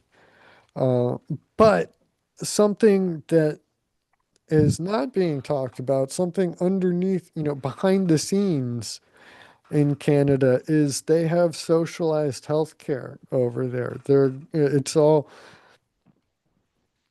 government funded. They call it universal health care. I'm going to call it socialized health care because basically they just only the government gives health care. Everybody is stuck with only what the government gives them. Um, no right to any sort of choice in any sort of anything, right? Uh, so in that environment, the patients are not necessarily going to be um, or okay, let me see how to put this.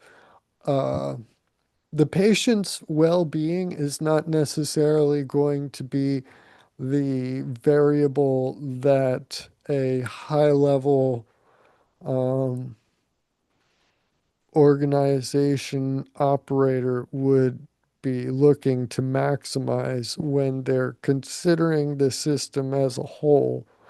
They'd be looking to maintain and provide the best possible care to the most people, which is not necessarily saying the best care to everybody.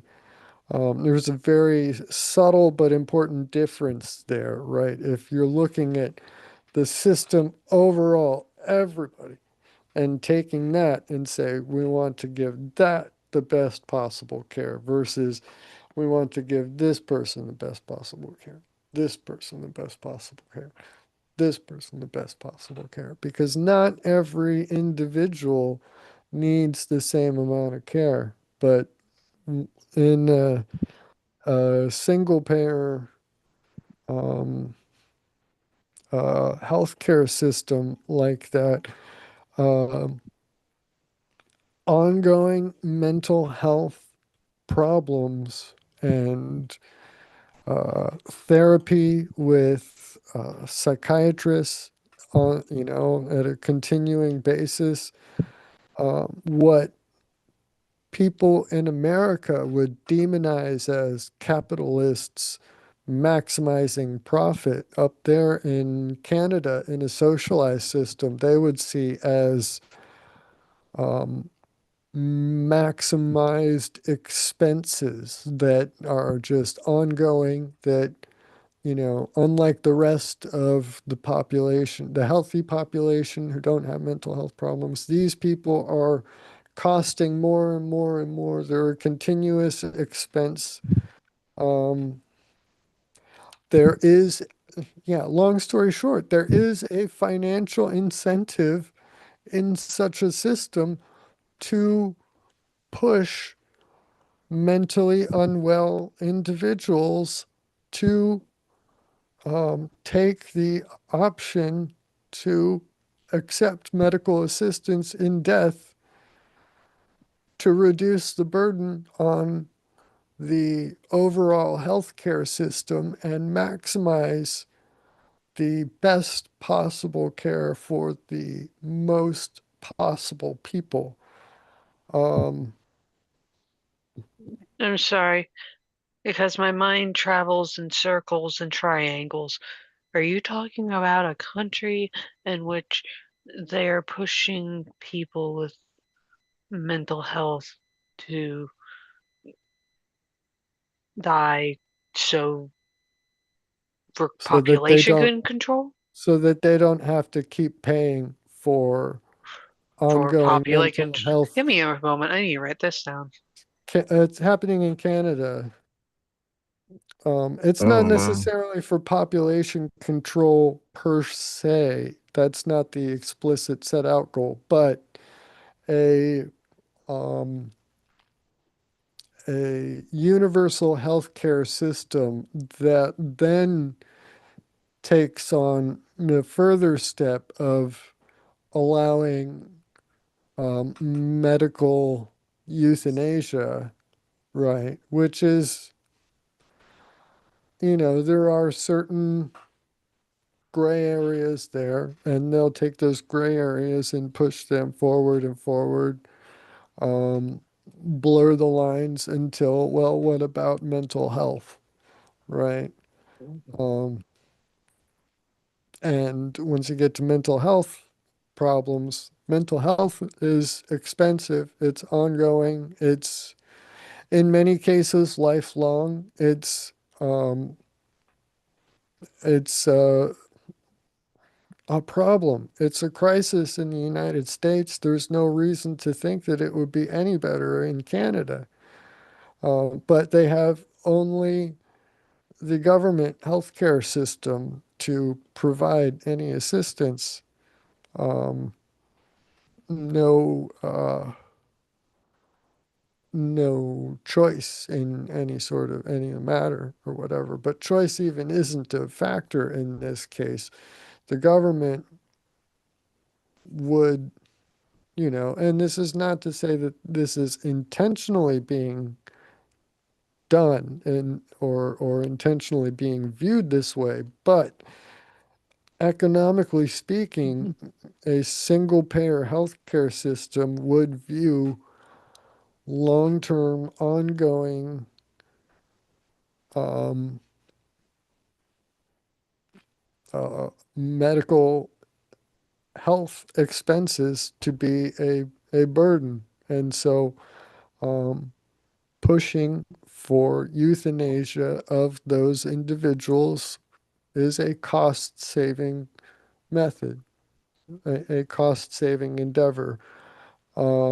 And expanding that, because mental health is expensive, it takes a lot, and it doesn't always work. Um, take those. And that's, again, removing a persistent expense. The problem is mental health is not like stage 4 cancer that, terminal, and there is no potential for, improvement in quality of life, to be able, to the point of functioning in a daily, like normal um, fashion, like the rest of society. So, um, I got a yeah, question. yeah. What article was that a part of? Hmm. I think we might have gone on a tangent. Sorry.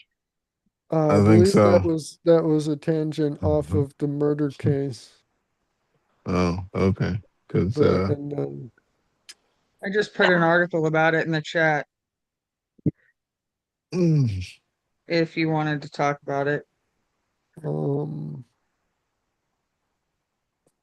I want to parents. talk about. Oh, Okay, yeah. Parents support mentally ill teen after she decides to end her life by refusing food. Nothing that could be done. As a quote underneath there, as a mother, I don't want my little girl to die, Sissy Decker said of her daughter Iris. But out of love, I also don't want this life for her. Ugh.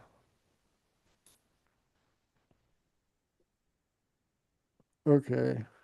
I'll skip the need to know bullet points and just read the full article if you're cool with that. Um, Well, age 19 is important. 19. Yeah, that's just beginning. It says Oh, teenage, and Netherlands. technically, yes, still teenage, but I think that would be, I don't know if the Netherlands age of majority is 21 or 18. I don't know, but age of consent is 14.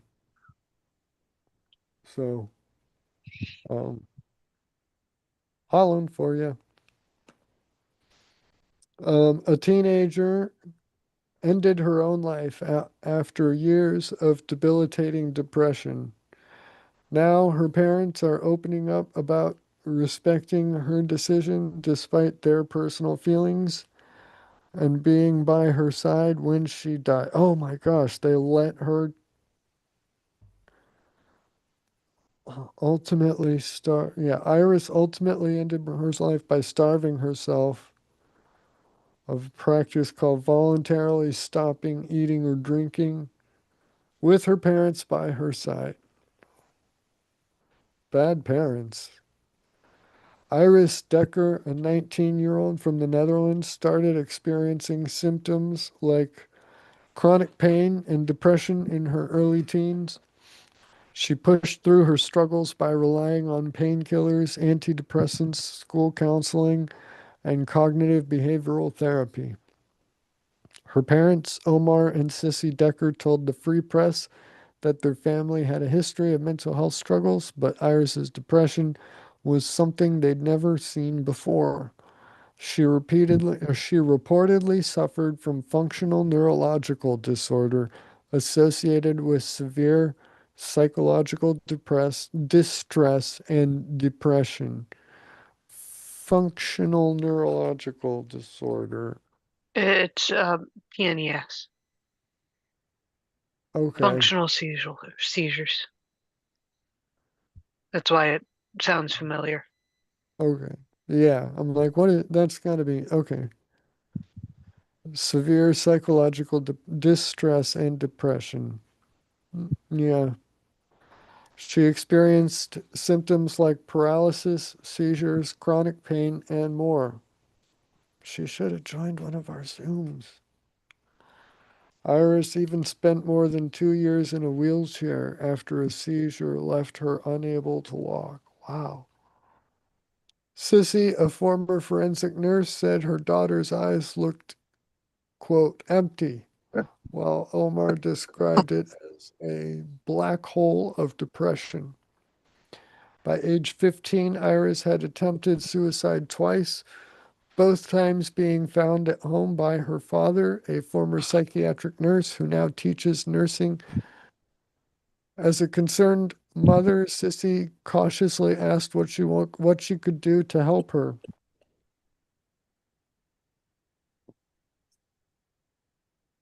As a concerned mother, Sissy continually asked what she could do to help her. Iris told her repeatedly, quote, "Can you put a pillow over my head so I can die? Please make my suffering stop."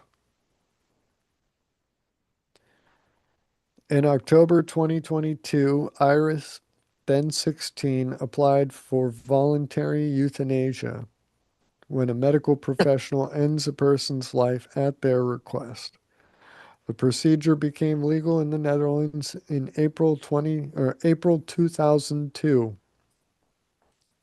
Getting so used to saying 20 something 2019 that 2002 sounds weird.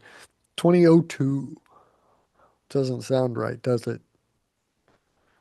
Um, Yeah, first country in the world to offer that option.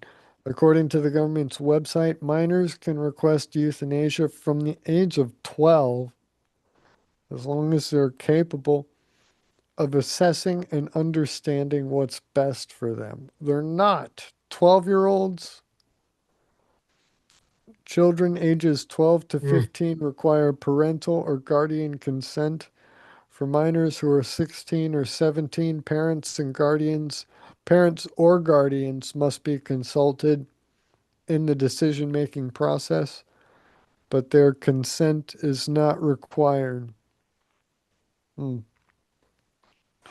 Although Iris's parents initially tried to dissuade her from applying to end her life, they said they ultimately viewed it as a form of temporary protection. I thought if it stops her from trying to kill herself, then it's okay, Omar told the outlet. Maybe she'll get better with more treatment. A month after submitting her application, Iris underwent psychotherapy and multiple medication trials. in February 2024. 2024. Huh. That's what should have been made.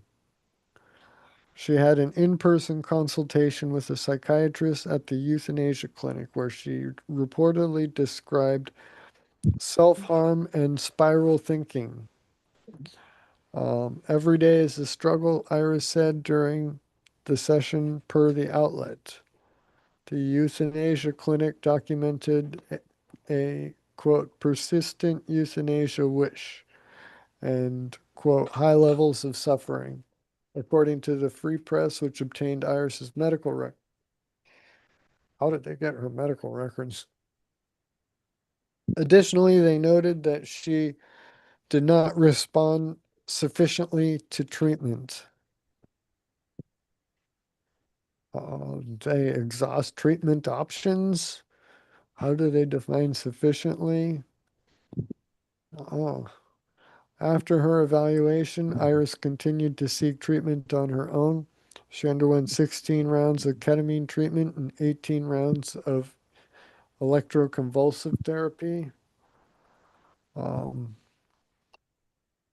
I've not heard a a positive firsthand uh, outcome from ECT. Have any of you guys? Really don't know anything about it. Electroconvulsive therapy. I mean, I know what it is. I just don't really know anything Yeah, about it. yeah. I only remember what one or two people who've joined the Zoom meetings who've been through it, and it didn't. I don't know. It was a different goal there, though. But anyway, quote, she wanted to make sure she had tried everything so the euthanasia clinic couldn't reject her application, Omar said. Okay. Every time the list of treatments got shorter, and all of a sudden everything was already done and nothing seemed to be helping, Sissy added. Every time I had to admit it didn't work. In August 2025, Iris told her parents that she'd had enough.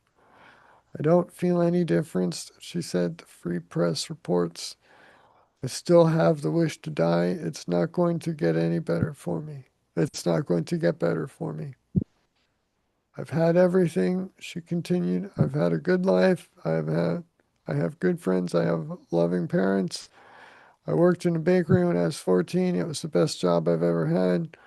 I know I'm going to be sick for the rest of my life. I'm not getting better. For me, life is fulfilled. It's completed. No, it's not. It's just beginning. You have no idea where it could take you, what could happen, what treatments might develop in the immediate future. Medicine is going to just explode with new possibilities. Like, ah, the thought processes of a 19-year-old should not be. Mm, mm.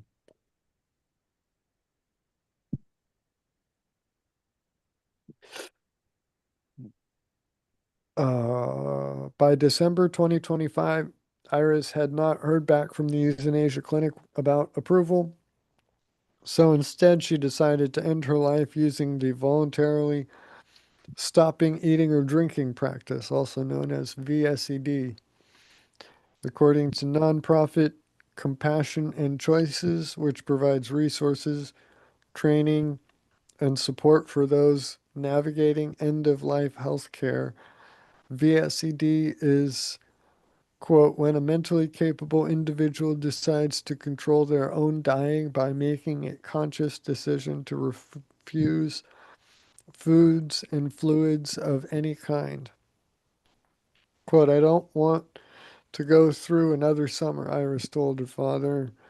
I don't want to explain my condition to yet another doctor. I don't want to have my birthday anymore. It's enough for me. Iris was ultimately approved for hospice care. She said her goodbyes and checked in on February 12th, 2026. Quote, as a mother, I don't want my little girl to die, Sissy told the outlet, but out of love, I also don't want this life for her.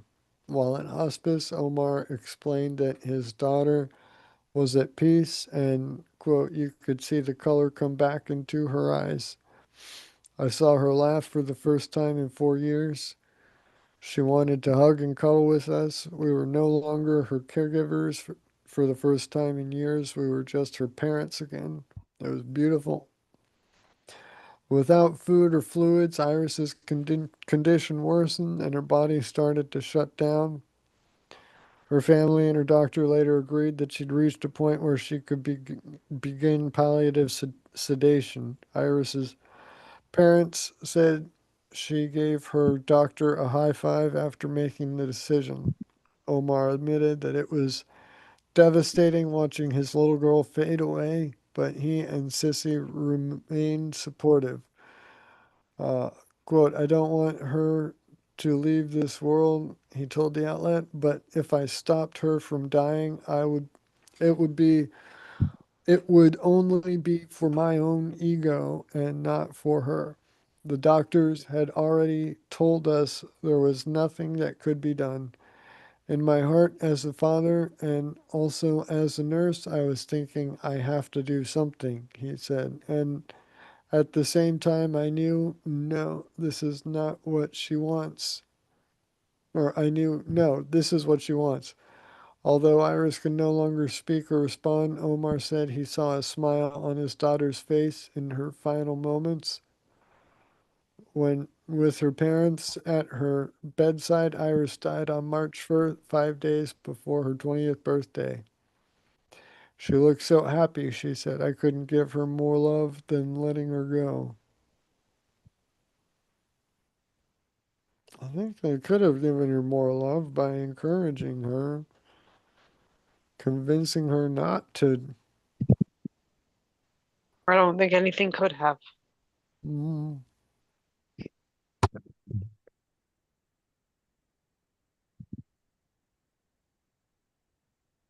Um, I mean, she was having what? She had a fulfilling life, she was saying, right?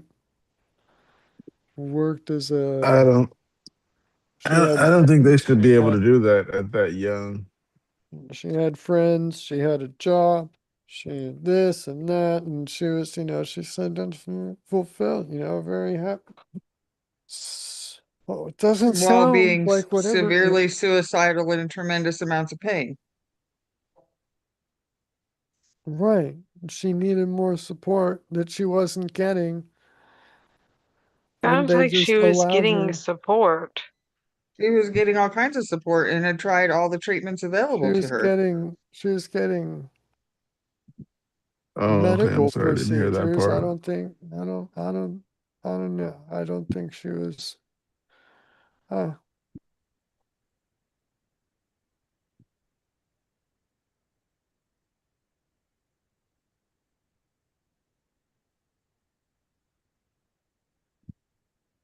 Is that all? oh, that was the end of the article. If you Oh, are in a mental crisis in the US, please call 988. In the um, US. um, I got an Or article chat at here. 988lifeline.org 24/7.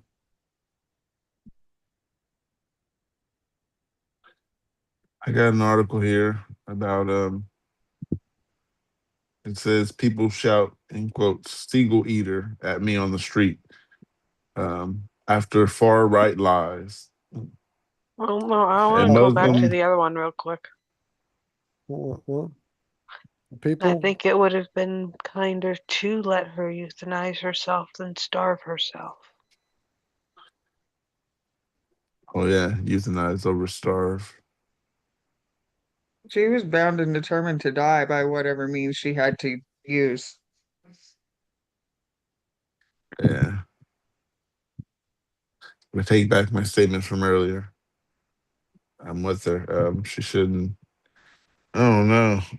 I don't know how they do that, but yeah. Mm. Chronic pain does a lot to you.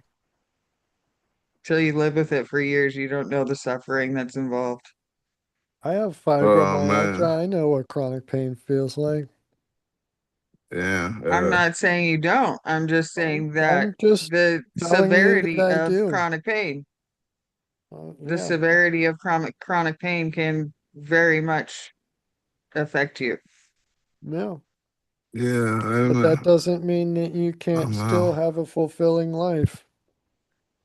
She didn't feel she was having a fulfilling life. She I had felt a she good already life, did. good friends, had Right. loving parents, worked in a bakery. She Best thought job she I've had ever already had. had a fulfilling life and she was done and didn't want to suffer anymore She was after just exhausting starting. all She had no treatments. idea She how felt much. she had a good life. Who doesn't want to end with a good life? I mean, people can stop eating and drinking, whatever. There's nobody who's going to stop them. But I still think that she was Oh no, failed. in the US, they will stuff a feeding tube down your throat. Yeah. It Lock sounds you up. like in the country that they're in that this is Medicine. yeah, a medical process that anyone is allowed to do.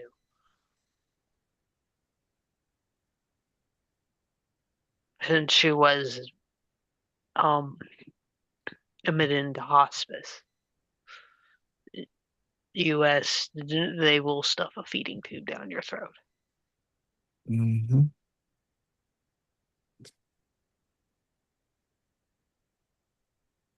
Was that the end of that article? Yes, I'm done. Sorry. All right. Here's something here that says people shout, "in quote, seagull eater" at me in the street after far right lies. Don't know where I found this at, but says a Muslim woman has spoken out after a clip of her rescuing a baby seagull went viral, with people accusing her of catching it for food. Nora Mubarak um, was secretly filmed as she tried to save an infant seagull which had fallen from its rooftop nest in Grimsby. Two men were in a van filming her as she wrapped it in a towel. After she saw them and acknowledged they might be concerned, she went over and explained she was returning the seagull to its mother. This section was cut out of the video. Nora, who is a prominent member of the Seagull Appreciation Society on Facebook, is mortified anyone could think she would hurt any animal. But Oliver Freeston and the Reform UK leader of Northeast Lincolnshire Council shared a video on Facebook with the caption Grimsby in 2026. Far right leader Tommy Robinson also shared a video adding his own agenda. He wrote, in quote, invaders catch and killing seagulls in broad daylight and modern England. Get these backwards Invaders? people out. Um, Oh, okay. yeah. Invaders catching and killing seagulls in broad daylight. Modern England. Get these backwards people out. Holy shit, Uh, racism. um, it has been seen at Well, least 3 you million haven't. times. Did you hear the grooming gang report? Just the first victim testimony that I read from the grooming gang report over in the UK. No, I hadn't. Okay, well, I don't want to I'm have to gonna. reread that, but we could go. I mean, we Send should it to go me. and look. Yeah, it's there. I'll finish this There one, is and a you can send the massive link. problem over in the UK in a way that there is not over here, and Okay, that's fair. until you understand that context of the mass migration into the country and the mass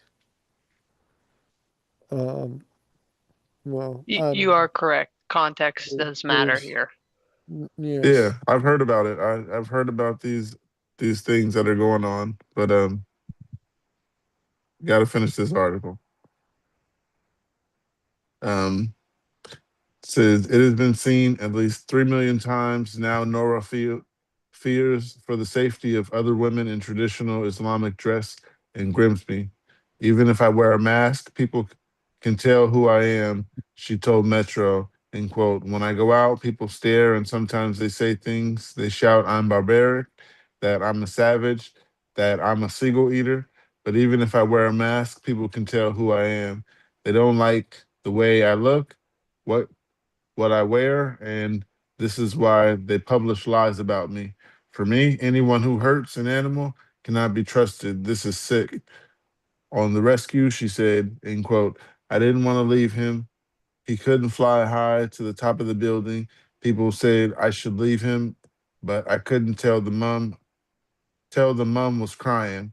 On that day, the man filming came out shouting in a really loud way. I didn't like it, but at that moment, I was focusing on calming down the bird, and I thought maybe he's just concerned.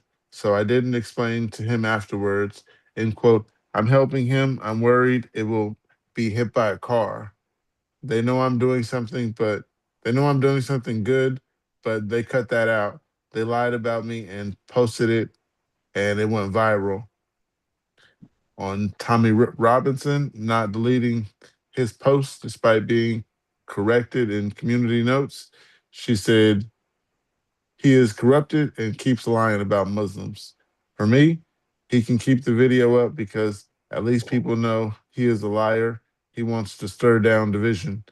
This hatred of immigrants and Muslims is distracting from the real problems in society. The billionaires, even the government who doesn't care about the communities, I think racism is getting worse.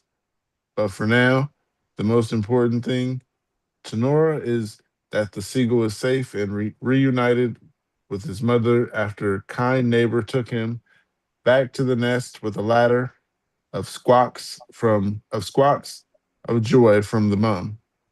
End quote. She was stressed. They love their babies just like us, Nora explains. If God created them, then they are beautiful. For me, they are national British animal. The seagull, I haven't seen them anywhere else. They are very, very special and they should be respected. That is all. The video couldn't be too viral because I can't find it. What I'm fighting is Uh, a I, whole bunch of articles saying that she was it would I mean, um, did they include it in that article? yeah, it looks like it. Yeah, where was what outlet was that? Where Um, I'll send the link. was that BBC? But no, either way, that's messed up. They're calling her a Well, seagull eater. Well, nothing. You can't make yeah, that right anyway. I don't They're know. eating our cats. If it happens though, that is that's the thing. What disrespectful. I'm kind of wondering is did it happen or is it just because I can't find I don't see the video in any of these. What I see is a Muslim woman, titles the Muslim woman being subjected to Islamophobic abuse after racist comments after video of young, and I don't see the video. It, So you're saying it's I, a lie? I'm saying I don't see the He, video. he's What saying is? he likes evidence I mean, Oh, that yeah, he the can see whole. with his own I think eyes. the whole picture. If she's saying I'm I'm looking at the being I'm video. not as saying a I don't disbelieve her though, because this if does sound like something that would happen here in America. I sent you the link to the video.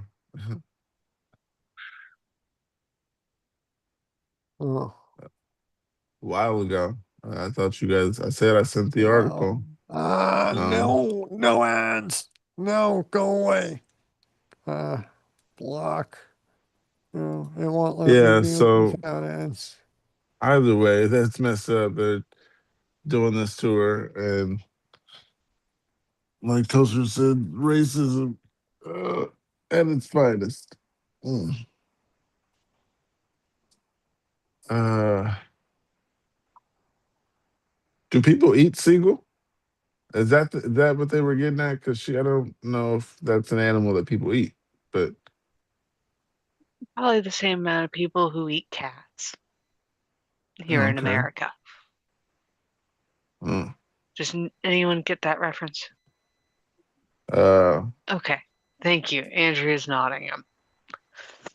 I'm did realizing I might not be giving a good reference. I've I think definitely heard it that's what before. I think the president said something about people eating the cats. Isn't that illegal? Illegal immigrants eating cats. Uh,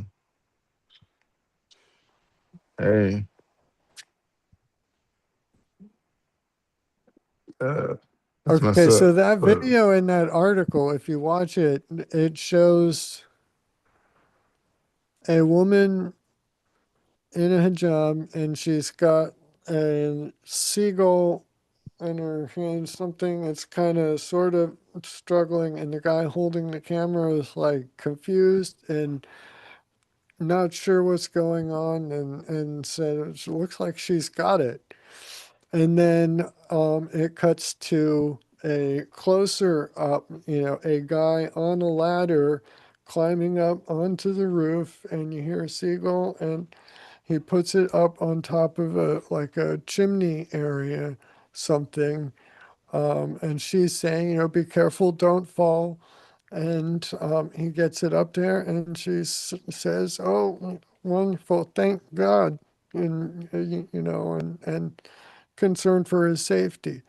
Um, I see nothing about any So seagull that eater. was wait, What that I was the entire video. What the article said is that the video had been cut and those comments had been made. yeah, and they made other posts about it. People said, I remember hearing about it so then some how weeks do ago. they know that? How do they know that unless there are uncut versions of the video out there? And if so, where are those uncut versions? Just watch the uncut version. What I'm saying is they cut that version. Right. So how Now do I'm they just know want to that know. that version is cut unless they have the uncut with the seagull eater accusations? Because everything that is shown in this video seems like a guy I don't confused think about they. why a woman is holding a seagull, and then it looks like he got a ladder out and helped get it up to the nest. So if they cut out all of, whatever Islamophobic parts, where how do they know there were Islamophobic parts that were cut out if so that's why I mean I'm trying to find on YouTube. What I'm I don't see trying on to YouTube. I'm trying to I find I don't think the video itself had I think it was the comments made. Like when you post a video, you can make a comment about it. oh no, internet comments hurt my feelings. How is that They any can. different than everything? No, that's what Everything. Literally everything. It's just making a Um. mountain out of a molehill and playing the victim card. I, Uh. I don't know. I don't take that She very she can't be seriously. offended that someone called her a seagull eater. What's our point? What are we getting at? yeah, now I'm confused. My point is that if it's not in the video, if it wasn't the people who were there face to face saying it to her in the video, if they were actually helping her, getting it up on the thing, and then, so then it was the people in the comments who were making the mean comments. Well, people make mean comments in everything, on everything, everywhere, all times. Like, so if you can't handle having somebody type a few sentences that hurt your feelings a little bit, stay off the internet. There, I mean, The video went so viral. I remember hearing about it. so what And if I don't there's know. This is the if first time I've there's heard about it. shitty comments on Yeah. I the just know video? There's is that always going to be shitty comments. I There's just shitty about everything religious. I just know that the story does sound plausible, but I don't know if it's true or clickbait. Me I either. I was don't. just reading it because it said Seagull Eater, and we went Yes, that's to clickbait. everything else. I was just, yeah. It's clickbait. It's clickbait. I On clicked it and balance read it. of everything else going on in the UK, it's clickbait, playing a victim card for something that doesn't seem to really. I mean, if it did happen, it's like a freedom of speech issue, let's say, right? Do they have the right to say hateful things in the UK? I mean, it's And not right, say and that's mean. Like, mean? yeah, Do they have the right to say mean things? I mean, but no, they they you don't can. have freedom of speech in the UK. They have very overly broad, overly misused hate speech laws over there. So they're trying to play off of that. But yeah, they don't have a First Amendment or anything near it. So they don't have free speech like we do over there. So um, that's a problem for We have them. free speech, but I also believe in free kindness. I think if shitty people speak shitty things, it's good to know who the shitty people are. It makes it that Well, much easier yes. to identify. Um, uh, um,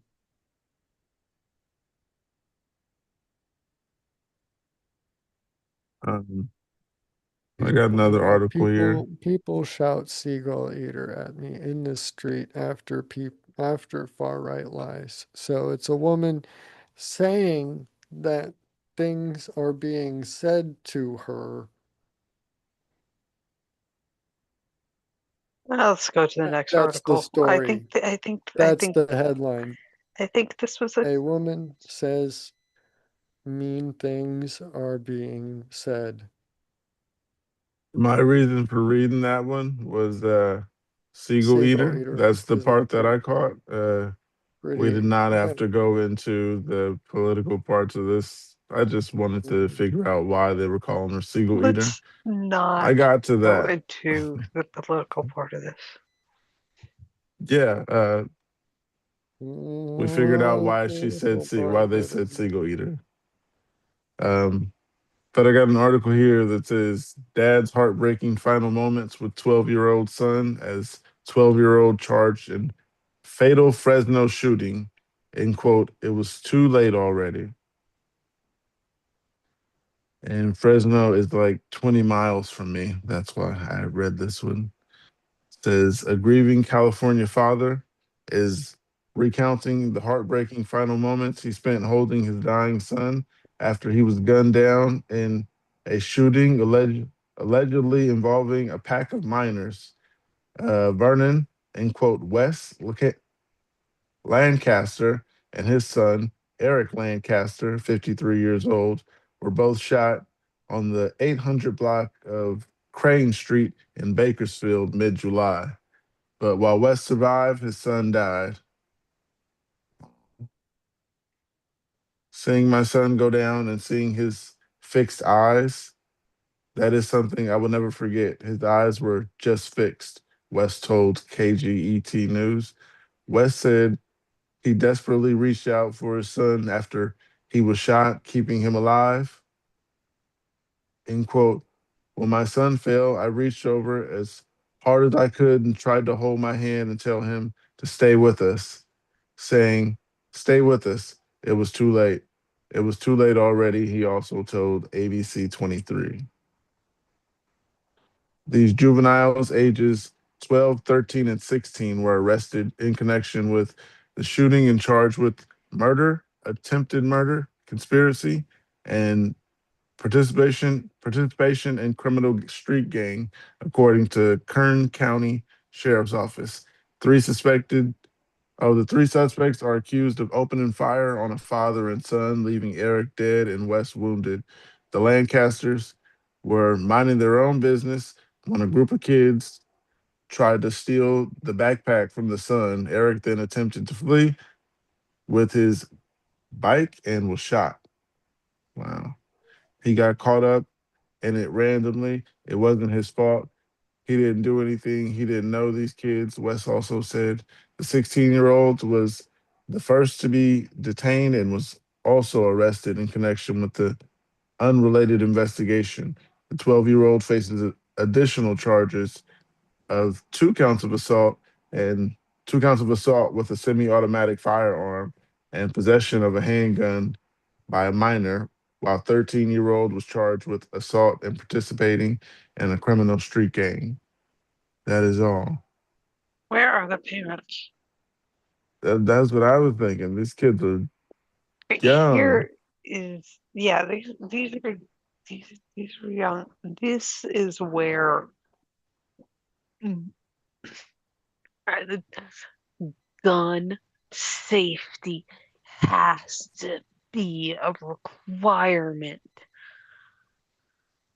Mm. because if the parents were properly educated, there would be no way for those kids to get the weapons. And they were That committing being a robbery. now,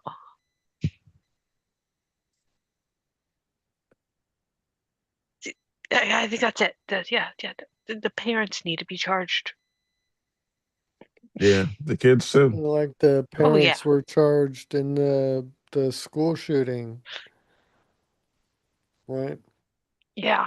What I forget the name of the Parental school. negligence, basically. Yeah, Uh, contributing to the delinquency of a minor. yeah, that's right here near me. That's why I found that interesting. I seen Fresno in the name. But yeah, thoughts on that, Andrea? The I'm children with these days. Toaster. What the hell are children that young how are they getting their hands on guns? It's just not, no. They said 12, 13, and 15. That's It's in proof that gun wow. control laws do not work in the tightest gun control state in the entire nation. Can't even keep semi-automatic firearms. Ooh, big scary word, semi-automatic. Just call it a gun. Education. Handgun, probably. Education. Yeah. I can't Well, repeat it enough. Education. Mm. and Education before licensing. well, licensing is going to get to be an issue because Well, yeah. Oh, not licensing, issuing. There. yeah, You get a murder charge at 12. yeah. You're doing all of your teens in prison.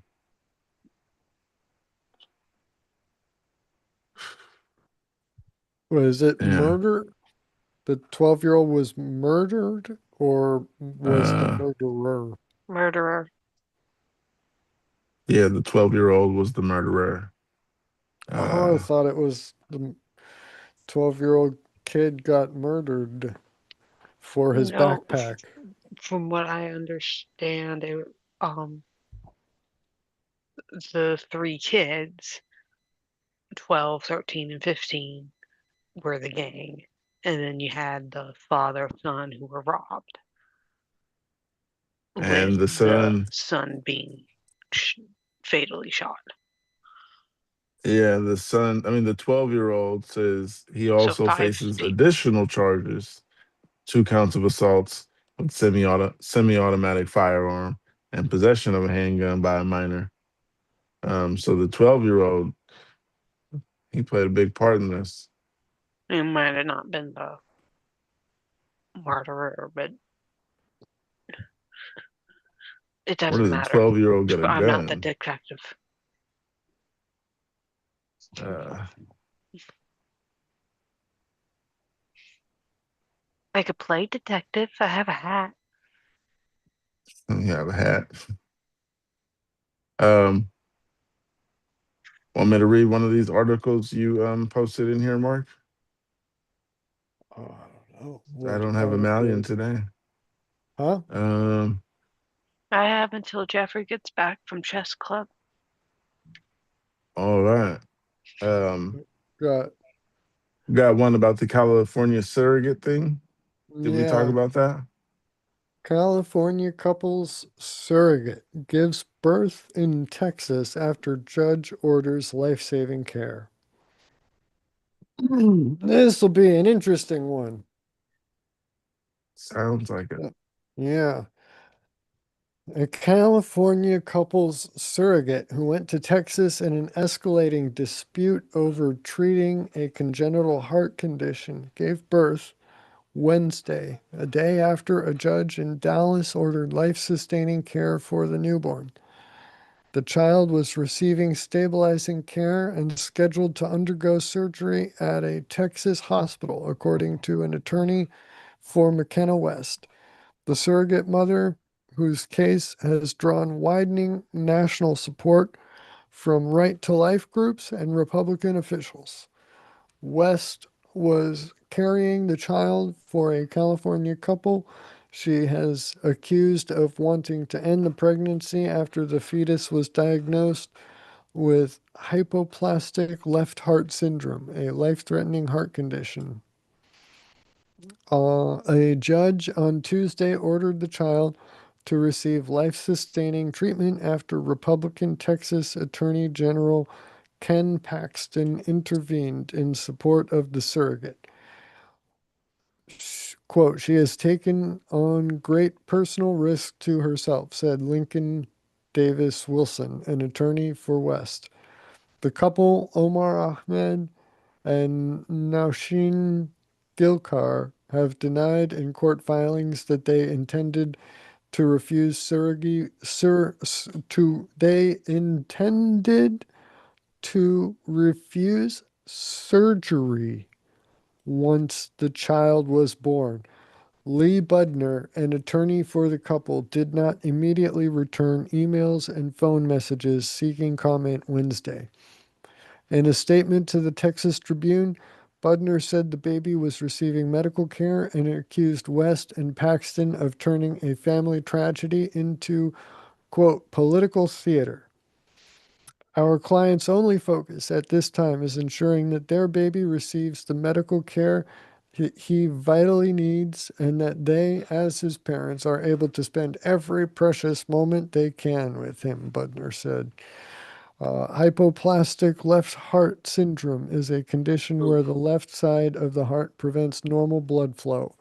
If untreated, the condition causes severe symptoms such as breathing problems, weak pulse, and ashen or bluish skin. According to the Centers for Disease Control Prevention, the condition must be treated with multiple surgeries that are complex and challenging. About 925 babies in the U.S. are born with HLHS each year, according to the CDC. Without treatment, children affected by the heart defect can die within days or weeks. Surgical repairs are not necessarily cures, and additional surgeries or heart transplants may be needed, according to the CDC. West's lawyers have alleged the couple spent weeks pressuring West to seek an abortion after learning of the diagnosis at 20 weeks. In court documents, the couple argues that West broke a surrogacy contract and that a California court determined she has no rights to legal or physical custody of the child. They also dispute they intended to refuse surgery, saying that medical professionals had told them it was not possible to determine whether the baby would be a candidate for open heart surgery. That is not and has never been our position, Ahmed wrote in court documents filed in Texas.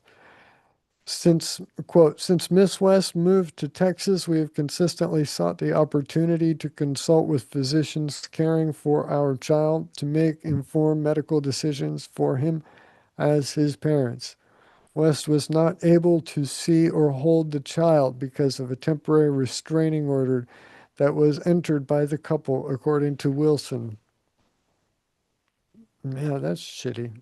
Give birth and immediately take away, whisk away to another room, never to see.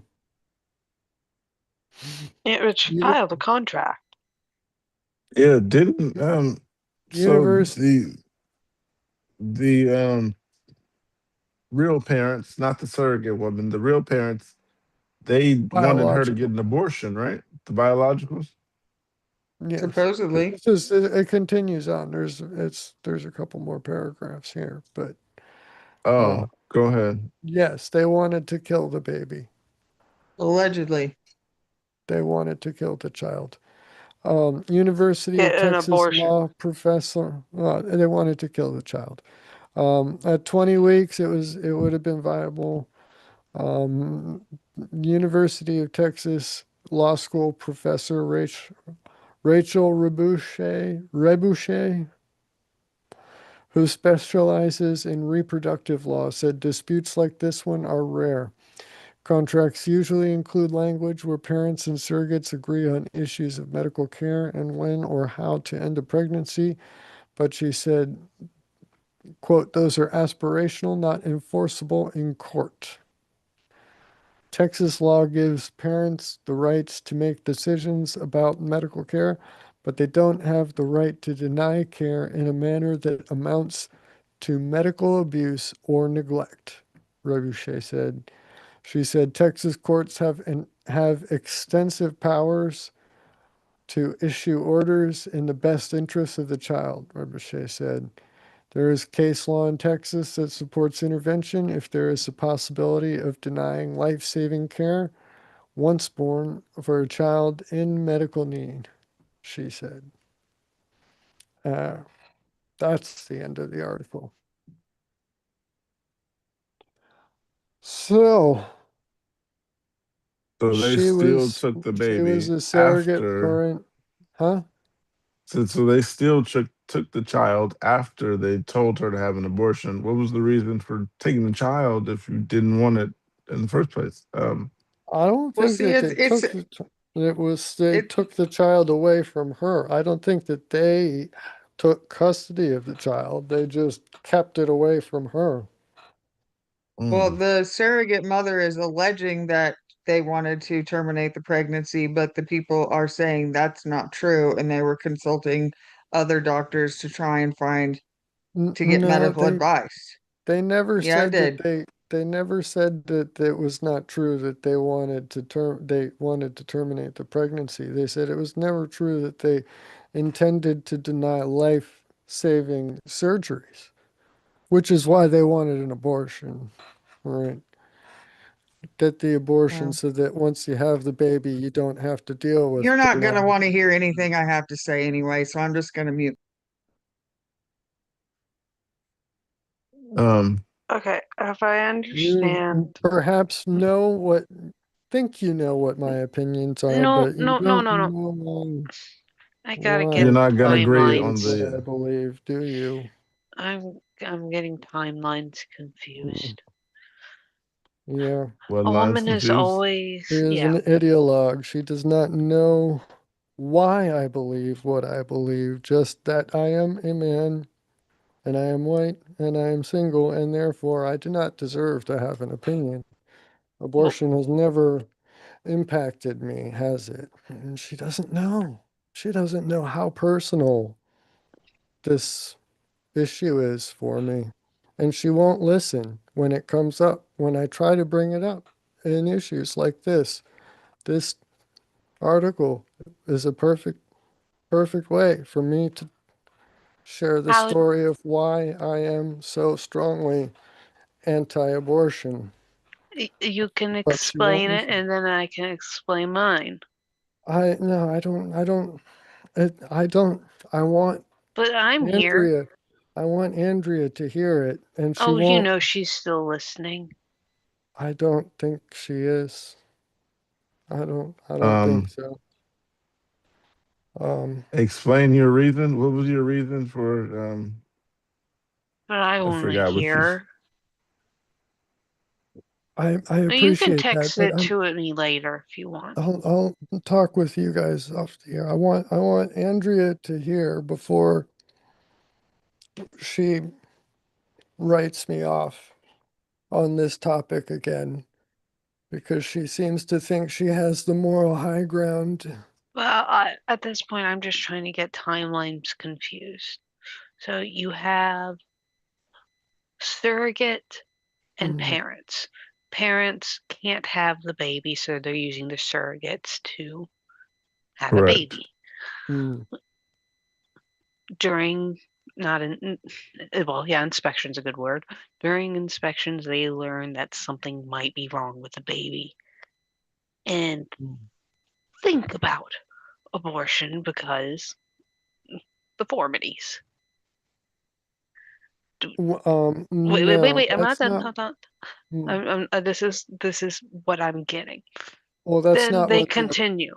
the surrogate alleges, though, that they discussed. The surrogate alleges that when they found out, they pressured her to have an abortion. They didn't discuss and it's the court filings after the fact that are saying we discussed, we did this, we did that, Oh, but well, in that case, then the contract would be broken, wouldn't it? Because if th- they no longer wanted that child, the surrogate should still have an option to keep the child, right? I don't know. I don't know. I don't know the case law or any She sort of law wanted to about keep that. it. But Uh, if the So the surrogate contract is kept it, broken, then she may forfeit any sort of the financial payoff of that, the financial aspect. Um, probably, right? But then she would have to take on the financial liability of the child if that's if she wants to keep it, which would also which be I the imagine she surgeries, probably does. I think it's very unlikely that a woman would which the baby may not would survive just anyway. voluntarily choose to give birth just for the heck of it, just for the experience, for a baby that she was never going to keep anyway, that she didn't want, that the other parents didn't want. Like, why would she go through this if she didn't want the baby? And, or if if the parents didn't want the I baby, thought that's the whole reason. I thought she left the yeah, state because she did want the baby. yeah, she did. And she went to a state that would protect her right to choose. How ironic is that? Her Yeah. body, her choice. Whatever happened to that, right? But I, no, not in I this think this is case. contract law, and I am not good with contract Mm, law. That contract law would Mm. be a lawyer. This sounds like lawyer things. it's not just lawyer. Oh no, regardless of the sorry, it's gonna sound regardless of abortion, this particular instance seems like it would be contract law. Who is the parent of the child of this case? The legal parent. Mm, The woman who Mm. gave birth, or the people who initially signed the contract with her. mm, Either way, I hope the best for the baby. mm. Mm. I mean, Texas has Likewise. robust laws in place for the protection of the children. Um, yeah, It would probably be like it's just a normal custody battle at that point then. and of course Probably. deciding what's in the best interest of the child. And typically that is whoever the child is living with, unless there is an egregious danger to them. Like the parents wanting them dead. Mm. Yeah, you can't. How much is too far to abort? Because that's messed up. I think 20 weeks is too late, right? It depends on how you want to dispose of the child. Um, the abortion pill, as they call it, is a pair of drugs that are administered. One of them is a drug, um,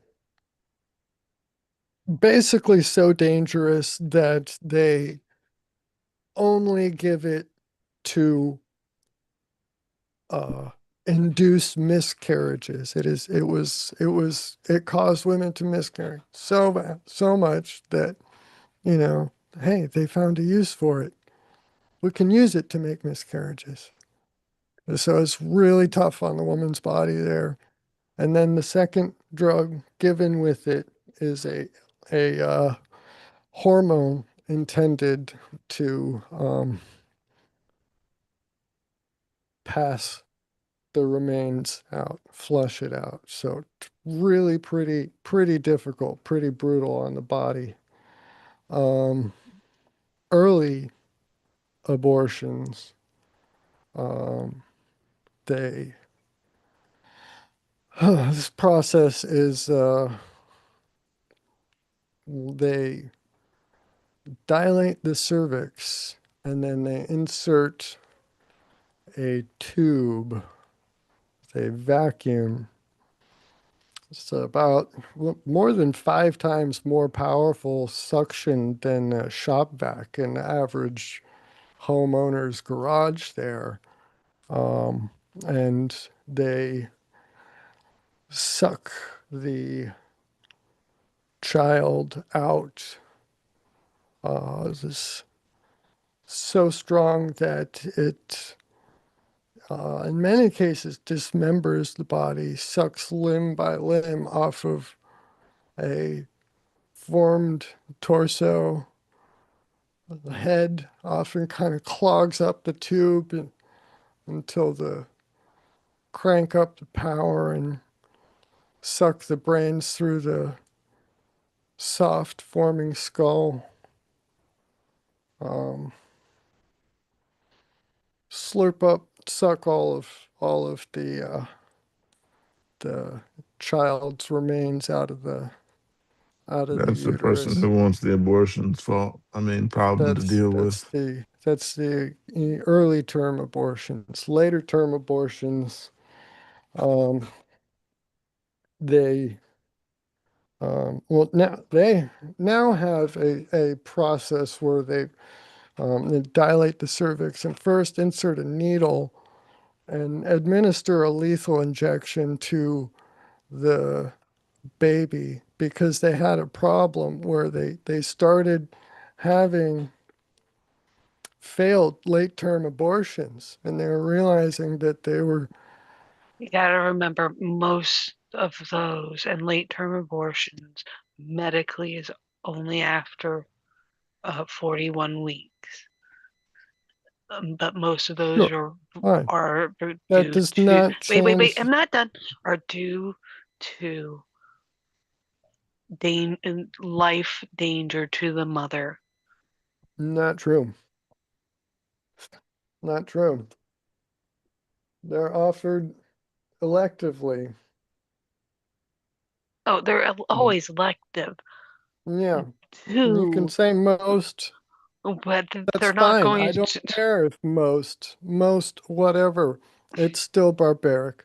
like They 1%. insert a needle that causes a lethal injection, stops the heartbeat of the child formed enough to be able to live outside of the womb if they put forth the effort, but they kill it instead in the womb.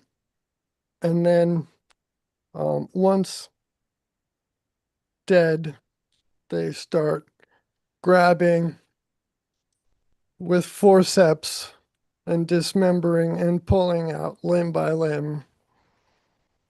And again, the head is pretty big, and a lot of, you know, that's just the way human development is. The brain is a big part of our body, and so that also again forms a problem, getting it out through the birth canal. Um, So they again often have to squeeze and crush the skull of the infant, the neonatal infant, uh, in order to be able to pull it out. with this situation, I These always are go back to how is this creating brutal. a problem for you? Huh? I said that's what it always leads back to. How is this creating a problem for you? Because What do you me, uh, I'm just the woman wants to do what she wants to do. How is that creating a problem for me? It's not. So it doesn't get to me that much to so where kill them I all? would go, Birth rate crisis in this country. That they talk about that. That's easy to answer. About a third of my generation was killed before they had a chance to take their first breath. That's why we have a birth rate crisis in this country. oh, happy birthday, Toaster. Oh, it's your birthday today. My birthday has been 9 days. Happy birthday. The Uh, early birthday, little brother. thank you. Yeah, time is flying. It was just our birthdays not too long ago. Um, yeah, everybody out there, please press that thumbs up button. And got some more articles here to come. We aren't done going through this, are we? Oh, I got a good one. It says the U.S. charges 11 for Okay, so alleged we're just, sham marriage. Huh? Oh, oh, I mean, if we're done with that topic, I'm kind of done for the day. I think I'm oh, not. okay. I don't know. All right. Yeah, that one was done. Toaster, you want to keep going? I'll keep going. Uh, Well, no, I'm letting you know that Jeffrey's gonna be home soon. all right. Well, thanks everybody out there watching. Press that thumbs up button. It's never too late.